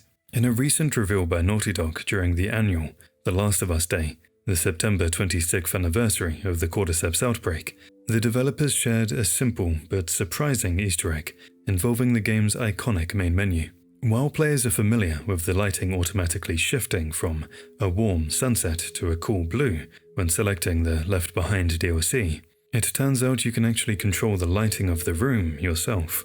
By entering a specific button sequence on the main menu, you can manually trigger the lighting to shift from the golden hour of sunset to a bright, midday sun. The discovery is fascinating because of how long it went unnoticed by the community, despite being incredibly easy to implement. To see the room in a different light, simply enter down, down, up, up, left, down, right triangle, or E if you're playing on the PC. While it doesn't change the gameplay, it's a stylish way to customize your menu and a testament to the fascinating hidden gems Naughty Dog continues to hide within their titles. Since the world of The Last of Us technically ended in 2013, you can find PlayStation 3 consoles scattered throughout the game in homes and bedrooms, a nod to the platform where the journey first began. However, because the Left Behind DLC was released in 2014 alongside the PS4 remastered version, Naughty Dog didn't miss a chance to sneak in a cheeky next-gen Easter egg. While exploring Raja's arcade in the mall, you can actually find a PlayStation 4 console hidden behind the counter. It's a complete break in the game's timeline, as the PS4 wouldn't have existed when the Cordyceps outbreak hit in September 2013. By placing it there, the developers gave a wink to the fans who had just upgraded their hardware to play the remastered version. It's a fun, immersion-breaking detail that serves as a high five to the players moving into the next generation of gaming, even while Ellie and Riley remain trapped in the ruins of the old one. Aside from the Firefly pendants, Naughty Dog is famous for weaving subtle brand names throughout their world to create a sense of continuity. One of the most consistent examples is Weston's Pharmacy, a brand that players first encounter in a clever, real-world crossover within the Left Behind DLC. The very first time you see the name, it's on a poster in the mall that advertises the store's social media. If you look closely at the wall, the poster lists a Twitter handle, Weston Farm, in an incredible bit of transmedia storytelling. If you look that handle up online, you'll find it's a real Twitter account created by Naughty Dog. The account even features posts from the pre-outbreak era of 2013, talking about flu season and store hours, making the collapse of the world feel chillingly realistic. However, the store's presence isn't just a one-off location. As noticed by eagle-eyed fans like Snoo Capers 4603, Weston's Pharmacy appears on some signs in Part 2 as well, particularly in the overgrown streets of Seattle. What makes this probably the best detail in the game is how it grounds the world. Seeing the same chain of pharmacies across different states, from Colorado to Washington, shows the scale of the pre-outbreak corporate world. It implies that Weston's was likely a massive national retailer. In addition to Weston's Pharmacy, there are several other real Twitter accounts hidden throughout this section of the mall. that tell the story of the world's final hours. This level of detail is a masterclass in environmental storytelling, as Naughty Dog created a digital paper trail for the brand's Ellie and Riley walk past.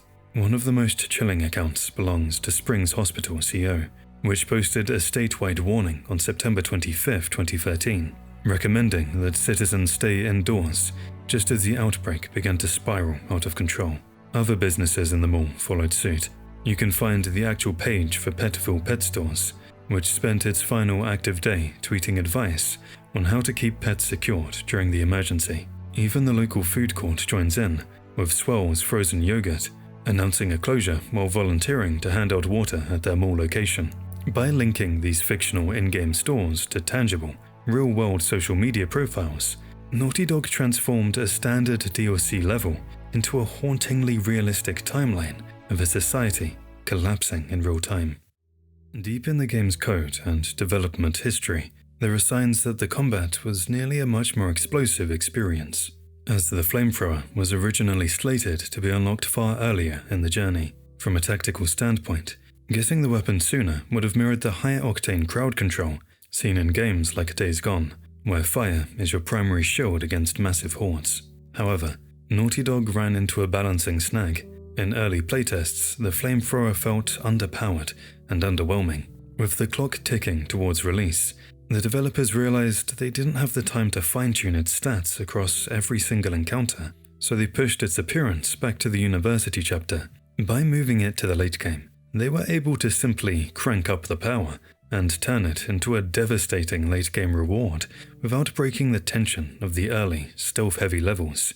Also, the suppressed pistol we see in The Last of Us 2, which dynamically changes the combat a lot, gives players a variety of options on how to approach an encounter. Hidden deep within the original game's HUD files, data miners discovered an unused suppressed pistol icon, proving that Naughty Dog had been experimenting with silent firearms as far back as 2013. While many players view the Firefly pendants simply as a way to track their progress towards a trophy, their origins are actually rooted in a clever real-world community event. To promote the game before its 2013 launch, Naughty Dog held a massive contest where they challenged the community to prove their passion for the upcoming title. To enter, fans had to submit their most creative fan art or video content promoting the game. The stakes were high. The winners wouldn't just get a shout-out, they would have their names permanently engraved on the in-game pendants that Ellie and Joel find scattered throughout the ruins of America.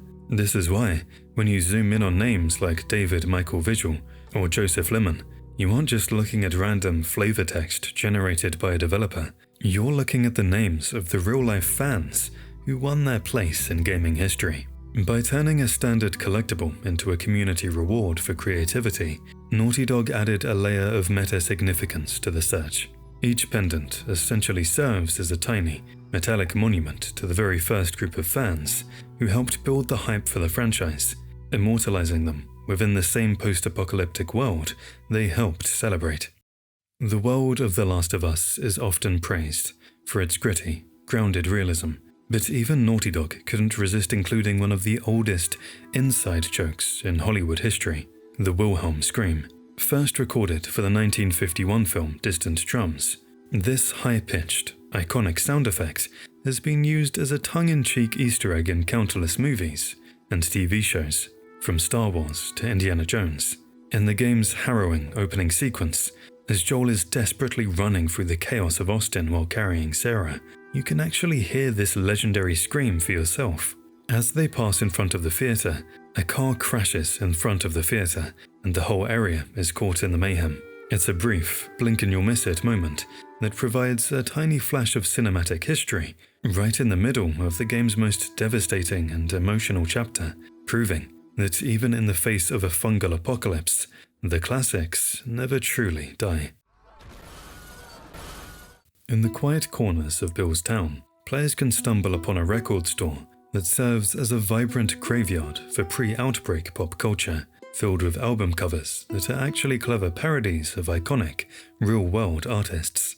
As you browse the dusty shelves, you can find The Under Angels, which mirrors the industrial aesthetic of Pink Floyd's Animals, and the Blassard Boys, a playful nod to the signature canon imagery of AC/DC's "For those about to rock, we salute you." The collection continues with a multicolored Ultimate Collection that riffs on the Jackson 5, alongside a psychedelic reimagining of Parliament Mothership's connection titled Full Funk. Beyond the music, the shop hides a subtle literary nod to Naughty Dog's other legendary franchise, a book titled Shambhala, a direct reference to the mythical lost city hunted by Nathan Drake in Uncharted 2. By hiding these music and book references in the ruins, the developers make the world feel more real. It's a way to reward observant players while showing exactly how much human culture was lost after the outbreak. In the desolate world of The Last of Us, the ruins of the past are often filled with memories of the vibrant culture that once existed, including a massive tribute to the golden age of gaming.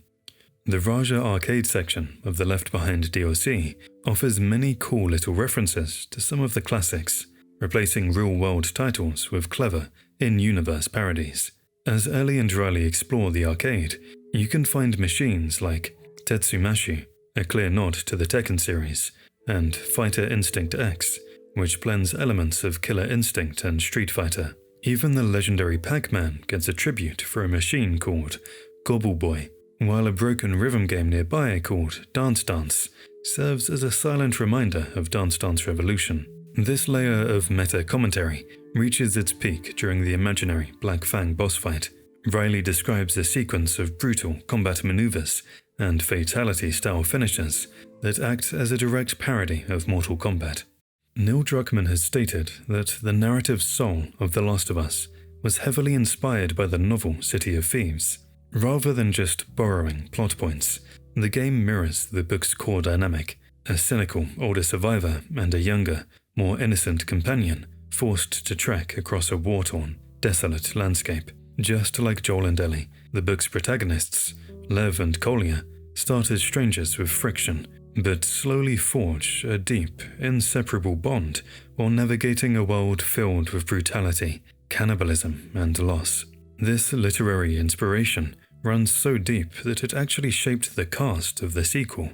The character Lev in The Last of Us Part 2, the young Seraphite who becomes Abby's companion, was directly named after the book's protagonist, honoring the story that helped birth the franchise. If you explore the dorms in the university chapter of the first game, you can find a newspaper clipping written by a journalist called Lev Benioff. This name is a clever fusion of the book's author, David Benioff, and his main character, Lev, serving as a quiet acknowledgement of the text that taught developers how to write a road trip through hell. One of the most heartbreaking and traumatic sequences in the entire game is undoubtedly the loss of Sam and Henry, culminating in Henry being forced to kill his infected younger brother before taking his own life. The emotional weight of this tragedy has led many fans to wonder if there was any way to prevent it during the chaotic escape from the suburbs that precedes it. Specifically, players have spent years analyzing the gameplay moment where Sam is attacked by the infected that ultimately delivers the fatal bite. In a desperate bid to change history, skilled players have attempted to shoot and kill this specific infected enemy before it can even grapple with Sam. However, the game's code reveals a grim reality. That specific enemy is programmed to be invincible during that sequence. No matter how much ammo you dump into it, or how perfect your aim is, the infected will not die until the scripted struggle animation plays out. Naughty Dog essentially locked Sam's fate into the game mechanics themselves, subtly reinforcing the game's overarching theme that in this world, some tragedies are simply inevitable, and no amount of skill can save everyone. The ending of The Last of Us is controversial in many aspects. Whether what Joel did is right or morally wrong will always be a debate among fans, but what none of you can argue is the impact it leaves on the audience.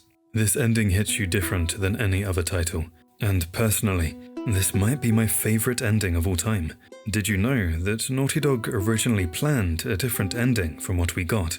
On PlayStation's official YouTube channel, they released a video titled The Last of Us Alternate Ending, in which Neil Druckmann himself explains how the original ending of The Last of Us was going to be, Joel bursts into the room and takes the doctor hostage and asks the other doctor to get away from him. And here is the major twist.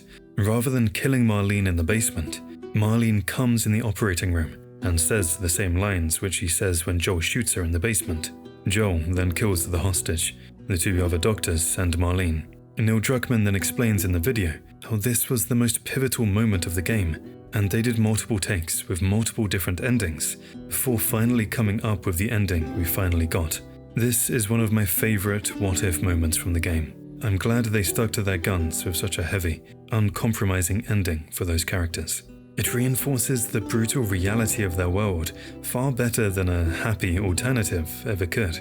However, it does make you wonder if the developers had allowed players to change the outcome, or if they had gone with a different, less tragic ending, would fans have loved the game just as much? Or would it have lost that raw, lasting impact that makes the story so unforgettable?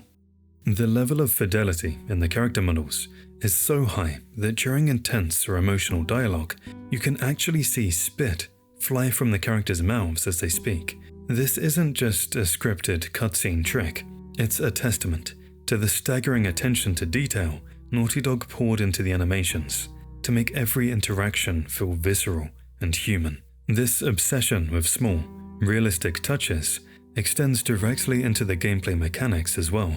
For instance, if you're holding a bottle and perform a melee attack while no enemies are nearby, Joel won't just do a generic swing. Instead, they perform a stylish bottle spin before returning to their combat stance. It's a cool blink-and-you-miss-it detail that makes the characters feel like proficient, seasoned survivors who are intimately familiar with the makeshift tools they use to stay alive. The environment is just as responsive.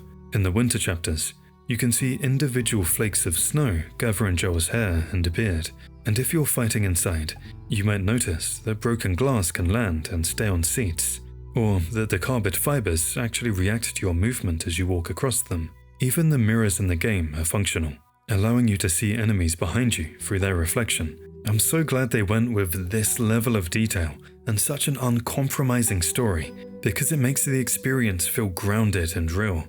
If they had changed the ending or cut these small touches, it's hard to say if players would have loved the game quite as much. You might love Ellie's design now, but did you know she originally looked completely different?